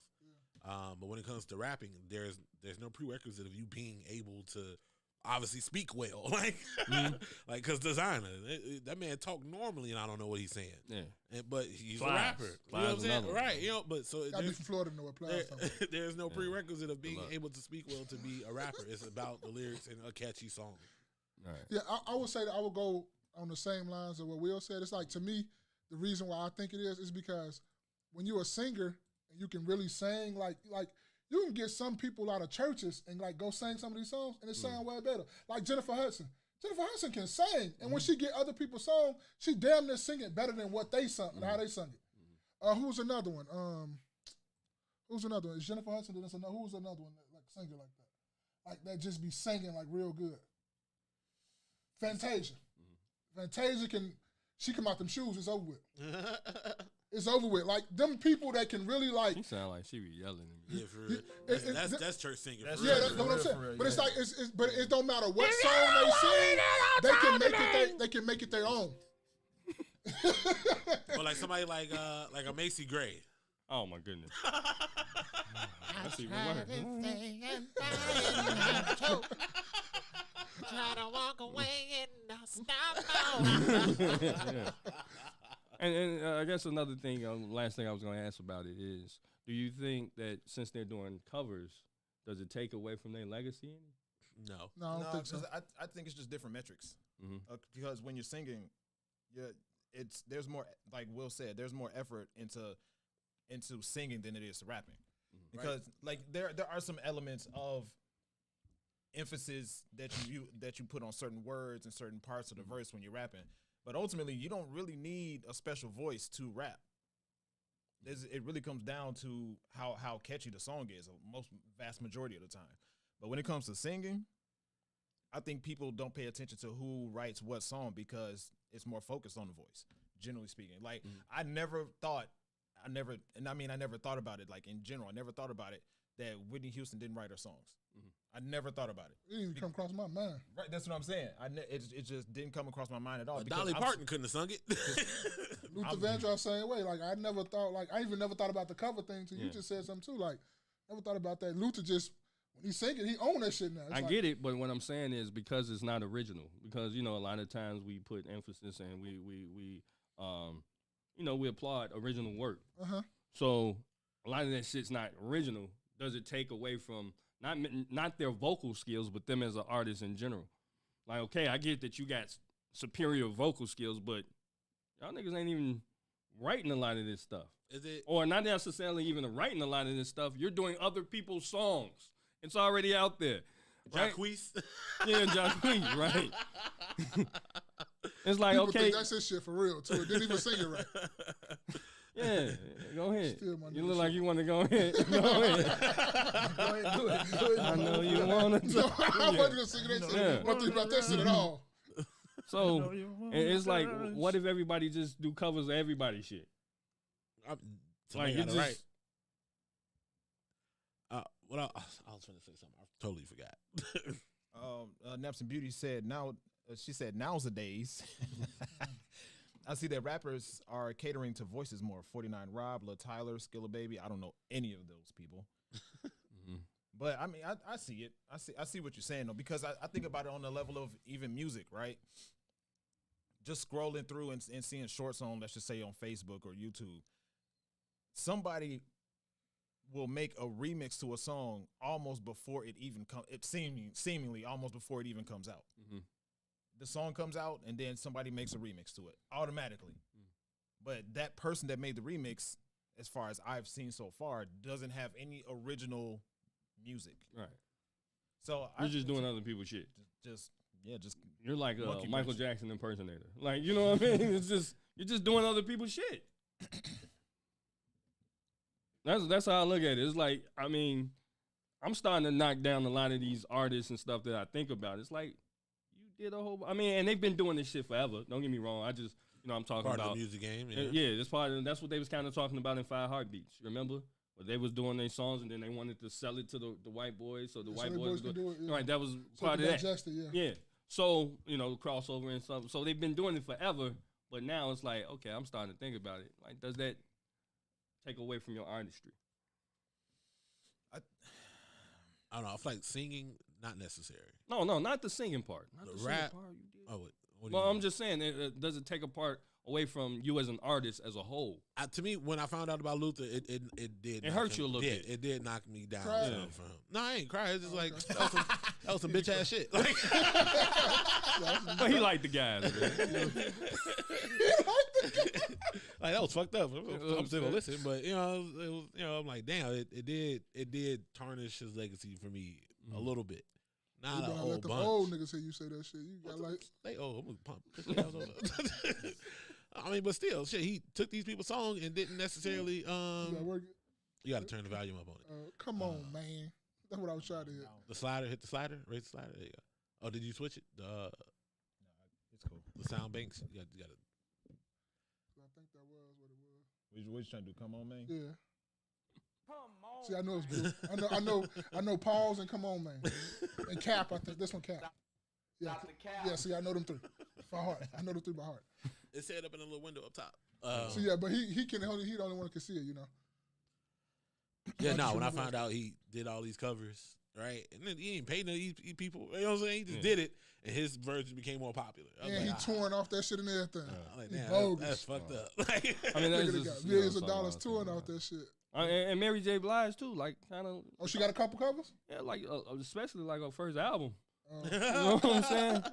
All night long. Yeah. That one. Yeah, that's old school. Yeah. Well, I mean, look, some of that shit do be popping a little better, but it's like, damn, how many of these shits you gonna do? That was Jacquees. Yeah. But no, one of my, I guess you could say favorite because I constantly listen to him, but my favorite rappers was Tech 9, right? And there was a thing online, I forget where it was, but I guess you can just Google it. It literally put a number on how many samples he did because Tech 9 has an extensive catalog. Mm-hmm.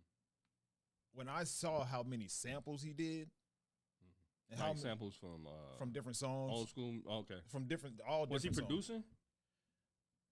I think partially. Cause we can talk about Kanye. He ain't did a song without a sample. Yeah. And I appreciate them for that too. I'll tell you why in a second. Go ahead. I say that to just like what Will said. It's like when I found out that he had that. Okay, I understand. There's so much music that when you hear it, Jermaine Dupri's career, by his own admittance, he'll hear a song and take a little piece of it and make a whole nother song out of it. But when I saw that it was as many samples as he had, I was like, oh yeah, that definitely took you down about 1 or 2 notches in my book. But if he just sampled a drum or if he just sampled like a little piece, it doesn't matter how much of the song he sampled. I mean, that's a factor because there's a difference in taking the beat and making a whole new song from that beat, versus you having taken one little 4 or 5 words that they said and then you include that in your verse. Okay. So, but at a certain point, it was got like no originality for yourself. It comes to a question like when it was literally like over 100 samples. Like how they say that much? No matter how much stuff you think you being original with, that shit then came out somewhere. Nothing is original. Nothing is original. That's what they say. I like And you can read what Naps and Beauty said. Naps and Beauty said, in music, this art comes in many forms. However, a true artist will always give credit to their musical influence. So, like back in the day, what I used to like, when you got those CDs and you flip them over, obviously I want to see the producer, what he produced, and they would list what they sampled. And I think with them, like Kanye and the Heat Makers and all those guys from back in the Henchmen and them, like I think it opened up a door for us to kind of go back and re-listen to a lot of that lost music, that lost R&B, that lost soul. Because otherwise we'd just be like, damn, that's a dope beat, and kind of forget about it. But you hearing those samples make you go back on YouTube and let me hear that, and like, damn, okay, that shit was hot, or it puts you onto a whole different artist that was completely forgot about, and that's helping them get some money. That's helping them get some views. Yeah, it's not getting them the Kanye West money or stuff like that, but still, I think it does help. Keeping the old the new. Yeah. Yeah, and I don't have any issue, necessarily have an issue with samples or like one person. It's in R&B in particular, writing the music and another person singing it. It's just something about rap. The stigma is if you say it, then you have to have lived it. That's what people think. Lying all the way around. All the way around. And I think that's why rappers' feet are held to the fire, because they're more often than not. They talk about they're living this and that, they do this and that, they have this and that, but then they don't really have it. I don't hear it as much in R&B. Yeah, R&B is not a flashy type music though. Like rappers predicated from these people speaking their lives. That's how it started. So of course it's going to have some type of weight in that regard. Like if you're gonna rap about some other, just be Drake. That's pop. That ain't that ain't rap. It's pop. It's all subjective though. Nah, man, I fucks with Drake. You think he rap though? Y'all seen Bay? Huh? You seen what y'all seen Bay said? I seen what he said. It sound, Is Drake rap or pop? I just feel like sometimes you just. You going on that? Yeah, they was arguing about that for a long time. Is Drake rapper? But then you have to put a whole bunch of people in that category though. 100%. It wouldn't be just Drake. And Put then him it's in like, there. what makes you rap? What makes you pop? What makes you all these things? You have to come up with a list to see what makes you that. Then start checking it off to see if people are rap for real. Because this shit, Drake shit international. So, Yeah. You know what I'm saying? It becomes like, that's what makes them pop. Yeah. Because this shit make the top 100, Yeah. you know. So I don't know. I'm not the person to come to for that. But I fuck with Drake. Like if this shit banging, I'm gonna play it. That's what I look at. For sure.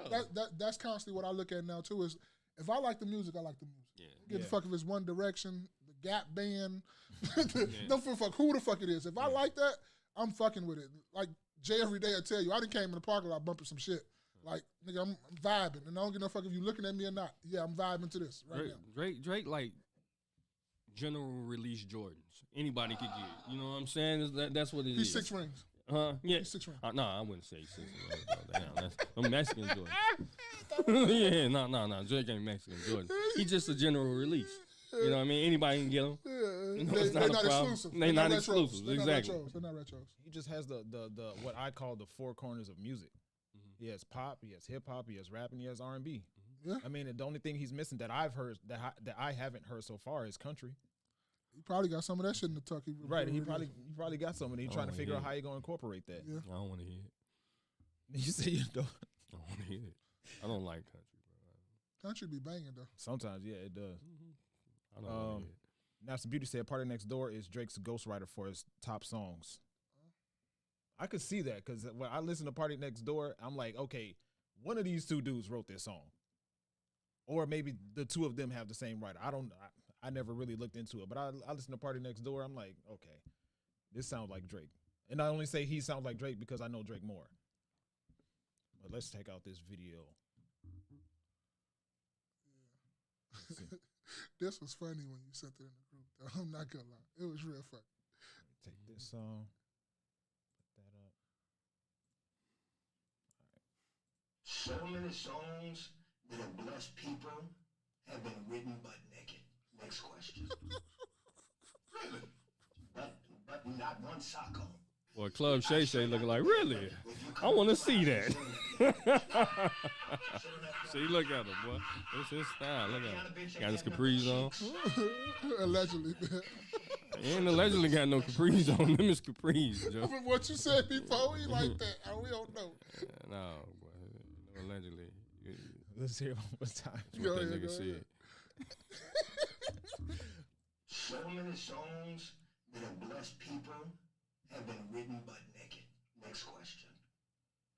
Really? He got interested. But not one sock on. I straight out the bed. But if you come over to my house, don't sit on that piano bench. Sit on that piano bench. That piano bench ain't had nothing but cheeks. On that piano bench. For Jesus. Next question. What? That nigga said. Boy, Shay Shay, boy. You want to sit on that bench. Now, what was your question about that? You want to sit on that bench. You want to sit on it with you? What was your question about this? See, he want to sit on it with you. I ain't even say that. He hanging around with dude named D Print. He's a wild boy. Oh man, can we get y'all to hit the like button, please? Can we get y'all to hit the like button, please? Thank you very much. What did Cultivate Your Roots say real quick? Cultivate Your Roots said, I know this is old, but is it disrespectful for a new artist to come into the game and copy the blueprint and cover that person's song and not pay homage to? Nicki Minaj is taking Lil Kim's style.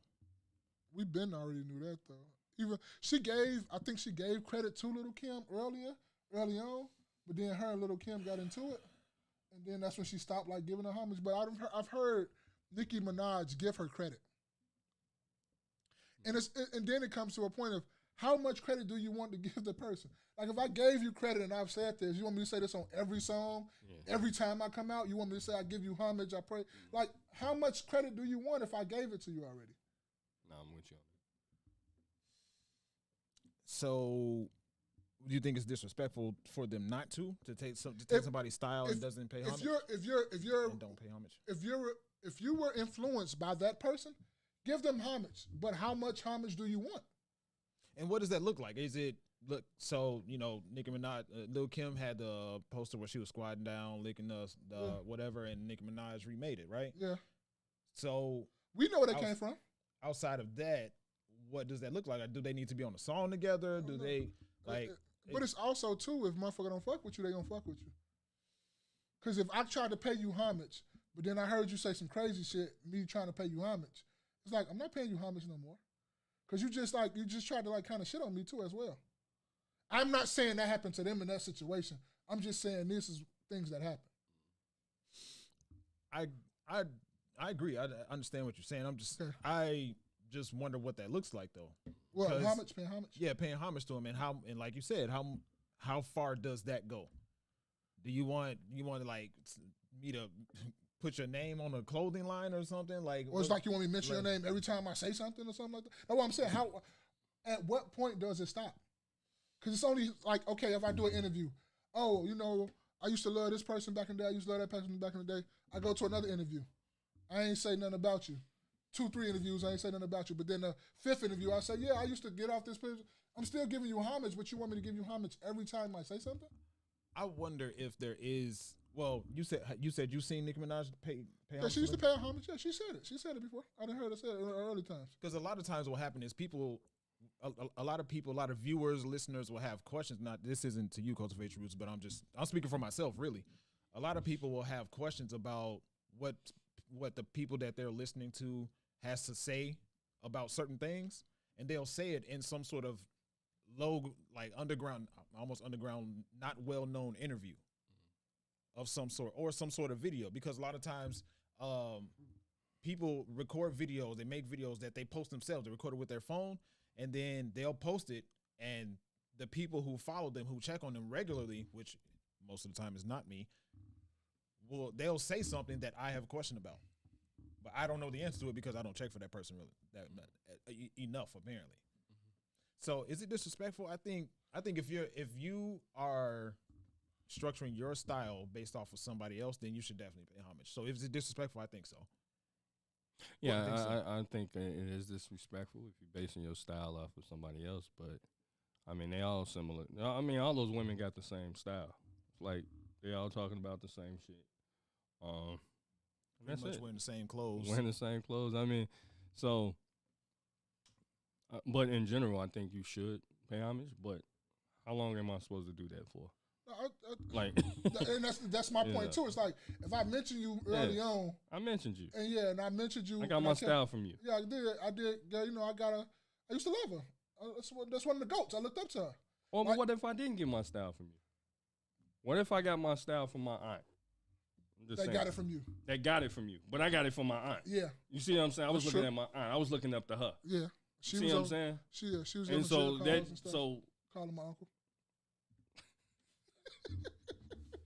But you got your style from somebody else, and now just because I came out, I'm rapping, people fuck with me. It's like nothing that, like we said from the beginning, nothing is original. Yeah.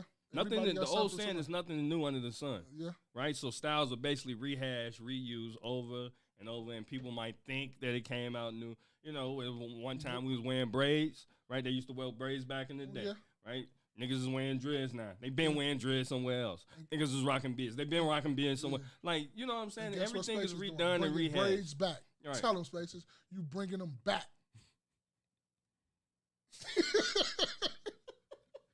I'm just fucking with you. But yeah, and like you say, Jerry, there ain't nothing new underneath the sun. Right. Nothing. And then, too, you kind of said this, but how do you know that what I'm doing, the style that I have came from you? Yeah. Sure. Like, how do you know that? Unless I say something to you, unless I tell you. Right. Like, how do you know that I even know that you exist? Right. Like, it was a girl named, I think her name was Callie, and she's a female rapper, and she has a song called Area Codes. And if you listen to it, like Ludacris did the cease and desist, because it's when you listen to it, it sounds like his song Area Codes. Callie's argument was that she didn't even know that Ludacris Area Codes existed. Do we know? No, but is it possible that she truly didn't know? Absolutely. DXPH, you keep on. I keep letting you slide and I don't say nothing to you. You keep on. That's all I'm going to tell you. Just keep on. Like your mama used to tell you, keep on. Keep on. he said DHPX said Ma looked like the short Kendrick Perkins. No, I don't. So keep on, DXPH. I love you too, but keep on. So what y'all think about the Kirk Franklin thing, man? What y'all think? What was the question you asked about that, though? Jerry, is that is that God's people? Is that what God's people do it? Is that, you know? And that the Christian thing to be doing. But then, and then when you said it, first thing that came to my mind was like, no. But then it's like you think about it, right? He said, "Calf." then you come back and you think about it, right? It's like God got all type of people, though. Do he? I think so. I think all God got all type of people. We all God's creation. Even though we do what we do and it's up to us doing it on free will. I think we are part of God's people. Even though we don't do and follow what God wants us to do, we still are God people. I think it's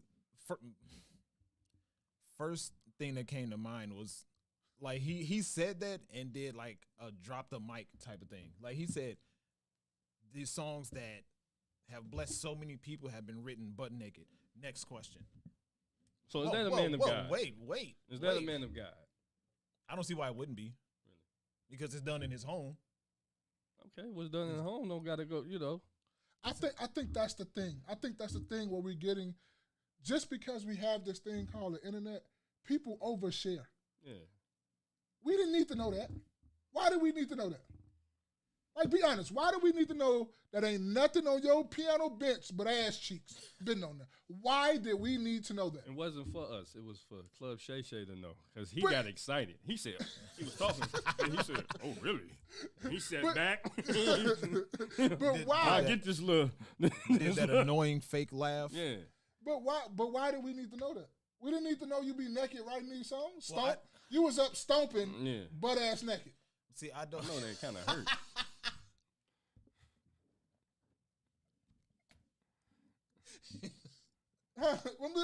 I got questions. Like, why? DHPX said, no, some of these people are abominations. I don't know. I didn't watch the interview. I actually intended to watch the interview, but I just completely forgot. I would wager that there's something that led up to that, because to Shannon Sharp's credit, he asked incredible questions. But I don't see why.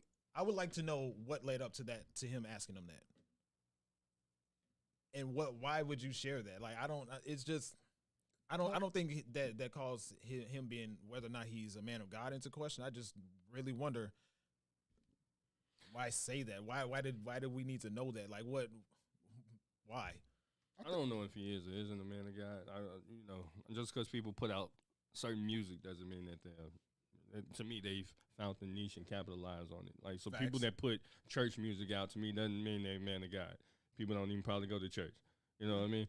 So, and the shit that he do, and the shit that I've seen him, at least that was public, it's just, it should be real questionable. So if you don't go to church, that means that you're not a man.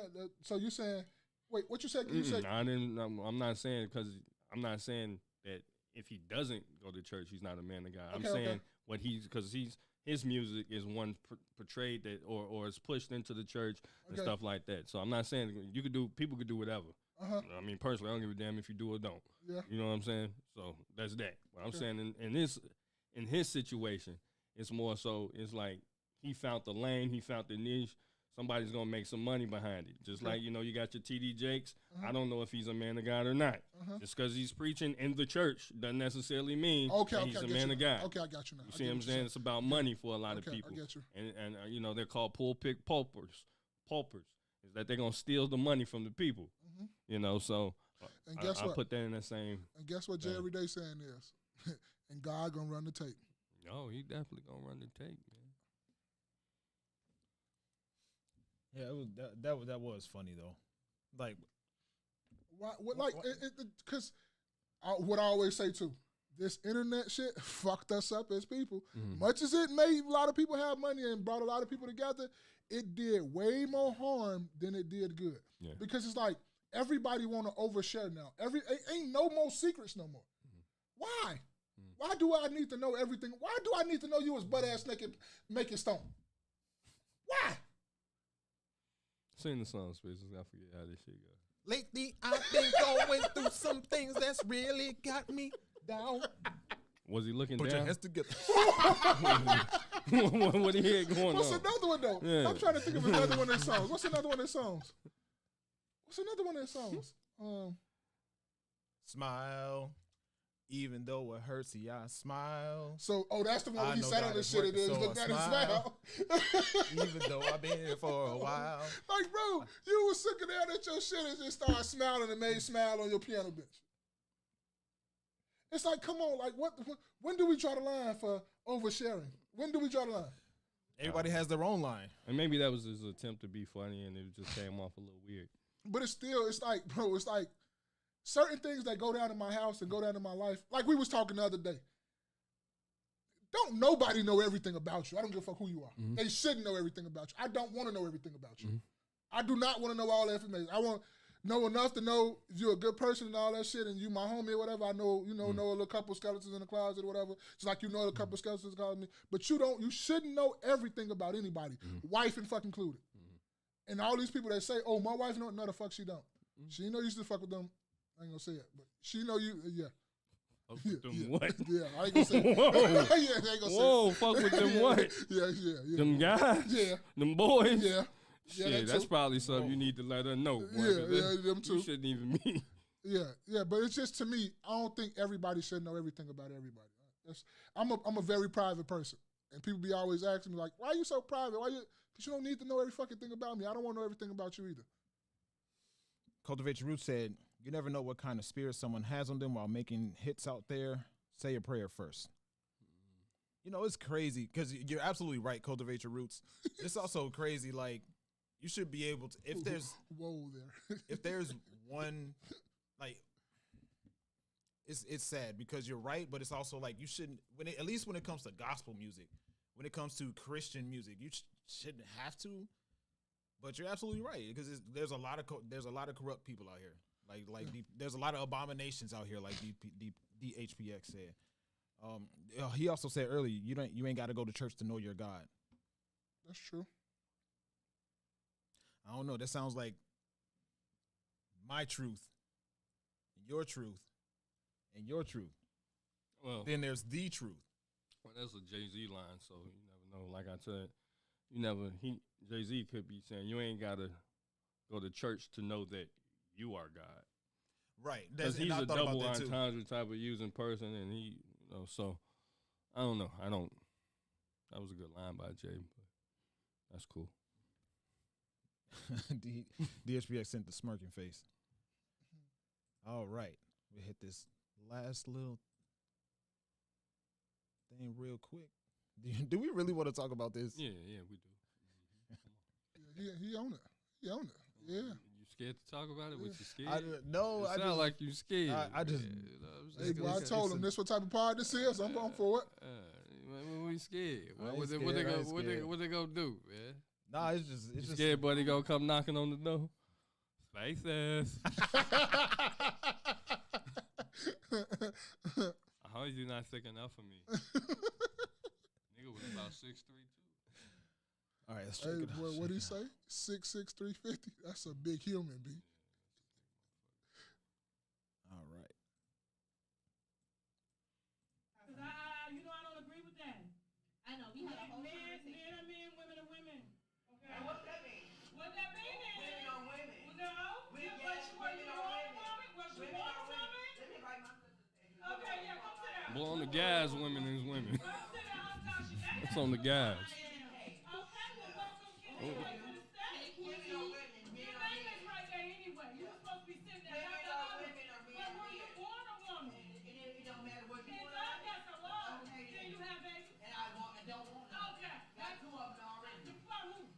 For who? What are you doing? Don't take my money. Don't take my money. Don't take my money. Don't take my money. I got three niggas. She coming up out them size 13. Them ain't no size 30. Them 16s all day, every day. And that's in men.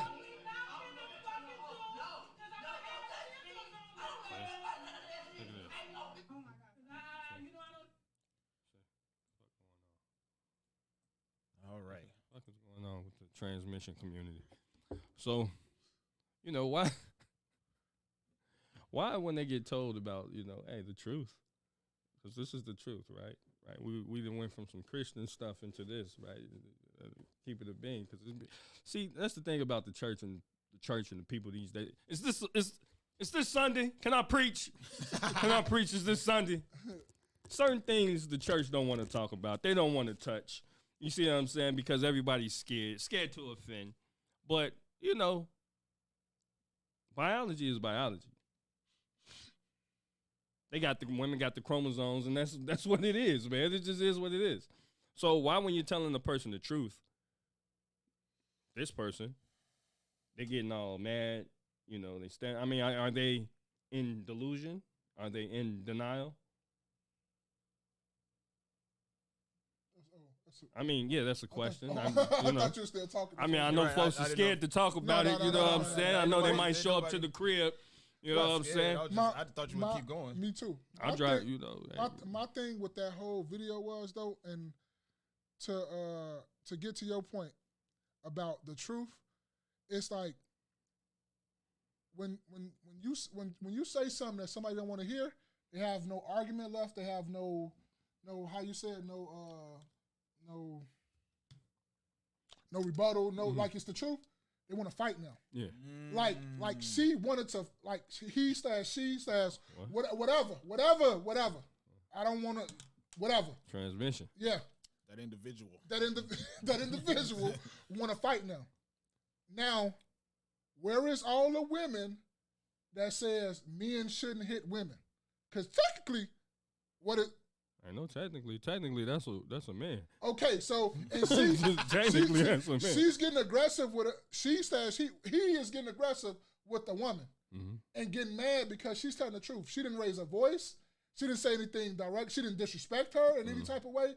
But now, because you have no fight or you have no argument or you have no facts to come and back up your statement, you want to fight.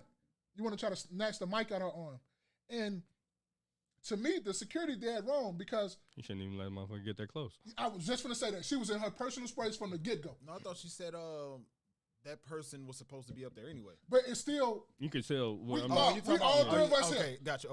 I'm not in your space like this talking to you. Right, I'm still over here in mine. Right, got you. Okay, got you. You feel me? So when she started leaning over like that, security be like, nah, we ain't doing that right here. Back your ass the fuck up, whoever the fuck you are. Right. Back the fuck up. You don't need to do all that to argue and put your argument. That's what I had a problem with. The security should have been stepped in and not even let that go that way to where she can reach over there and do that to her. But when people don't like the truth. When you tell your kids the truth or your wife the truth, or when somebody tell you the truth, you kind of want to rebuttal it. But as we grew up, we're like, bro, that's the truth though. I can't do nothing about that. That's just the truth. Women always be the ones that don't like the truth. They want you to tell them the truth, but they don't like the truth. Yeah, I mean, but that's what people. That's humans. Yeah, I showed this. I should have said women. But I'm just saying, people in general do not like when you tell them the truth. They want to fight. And that's how you can tell the truth is hurting them. It's because now they want to fight. You're going to get your ass whooped and you got to take the truth. That's a double entendre. And I think the issue here is a lot of women have co-signed this whole that's a fact community of, taking on the whole community, the alphabet community, and they want to be a part of all of it. And now this shit has really come full circle where it's biting them in the ass.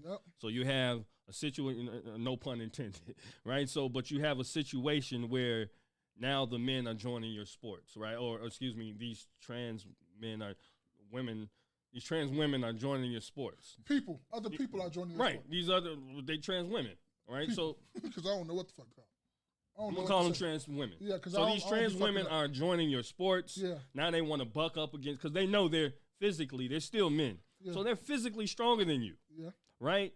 And that's where it doesn't really, to me, make sense where women are getting behind the agenda. Right. And then on top of that, these are people who are taken away from the pool of men that's actually out there. Yeah. So you're complaining about men, yet rooting and championing for some shit like this. It's pulling away from the men that's out there. And your man might be, you know what I'm saying? Your man might have a hankering. So those skeletons in the closet that Maul know about. You know, Maul don't know about nothing. I just know he said he was with them guys. Yeah. You know what I'm saying? Just know motherfuckers be out here lying. Right, that's what I'm saying. Motherfuckers be out here lying. Motherfuckers don't know be telling everybody everything. I know. You say, what Cultivate Your Roots say? Well, before that, Naps and Beauty said, I watched this show. It's Deja Vu Season 2 on Now That's TV. Cultivate Your Roots said he in capital letters, he wanted to fight that sir in capital letters. Yeah, him mad. Man. And then you fight that, you fight that. Oh, man, see? If you fight that person, now it's a hate crime. You know that, right? So it's like a lose-lose for you. That's a hate crime now. Can you say those? You fight those people? You fight those people, that's a hate crime. Some people identify as that. Yeah, that's them. Them Them people? Yeah, that you fight them. I just shut the fuck up. They went on stage. Come on, man. What do you think though? I think you hit the nail on the head about it. It's really a matter. I think Maul said it's when people are suffering from something internally. I find this a lot of times. I was thinking about this earlier today. When people have their internal demons that they're fighting, and someone speaks on their internal demons. Yes. Someone tells them about themselves, and they know that they're fighting it in their head. All the rage and frustration and the stress or whatever they're feeling, it comes out on you, even though you're only saying or speaking on what you're observing and what they're thinking anyway. Me and Mom, we talked about that. How sometimes on the podcast we'll be generalizing, right? No, but this isn't direct to anybody personal. You know what I'm saying? But we're generalizing, and sometimes we'll say some things that maybe one of us get offended, but you know what I'm saying? Somebody gets offended out because you're going through that shit right now. Yeah, and it'd be like, but I'm not talking about you. It's like if a person goes to church, the pastor's speaking, he say something particular, you think the pastor's speaking to me.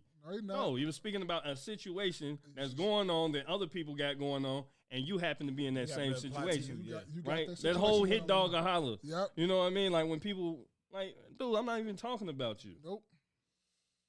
Well, how could you? I'm not even talking about you. That's a fact. That's a fact. You ain't lying. That's a fact. Because we done said some shit up here that I was going through, and nigga, my feelings got hurt. I just ain't show it, though. But shit hit me. Like, we done talked about this shit. I believe you. You know, everybody, it happens. You know what I'm saying? Be like, yeah, I was in your mind, yeah, I was goofy as hell for that. It's a you know fact. what I'm saying? That's a straight fact. You were, yeah. You ain't lying. No, yeah, I absolutely agree. It's real. I was thinking about this if the situation was in reverse, right? And the person that came on stage was the host, and Tasha K was the person that said, no, it's only him or her. You know what I mean? They would have demonized the shit out of that person, bro. She would have been probably got fired from work. She would have been called, her job would have been called. You know? Yeah, I'm listening. I'm shaking my head because you're absolutely right. But that goes to the sentiment of if that was a man and a woman too. Like if a man on stage doing something and a woman is angry and come on stage and do all that, ain't nobody gonna really do nothing. But if the roles are reversed, if there's a bunch of women up there and a man come up there and do the same thing, he'll be victimized. He a woman beater. He's a woman abuser and all this stuff. It goes the same thing with that too.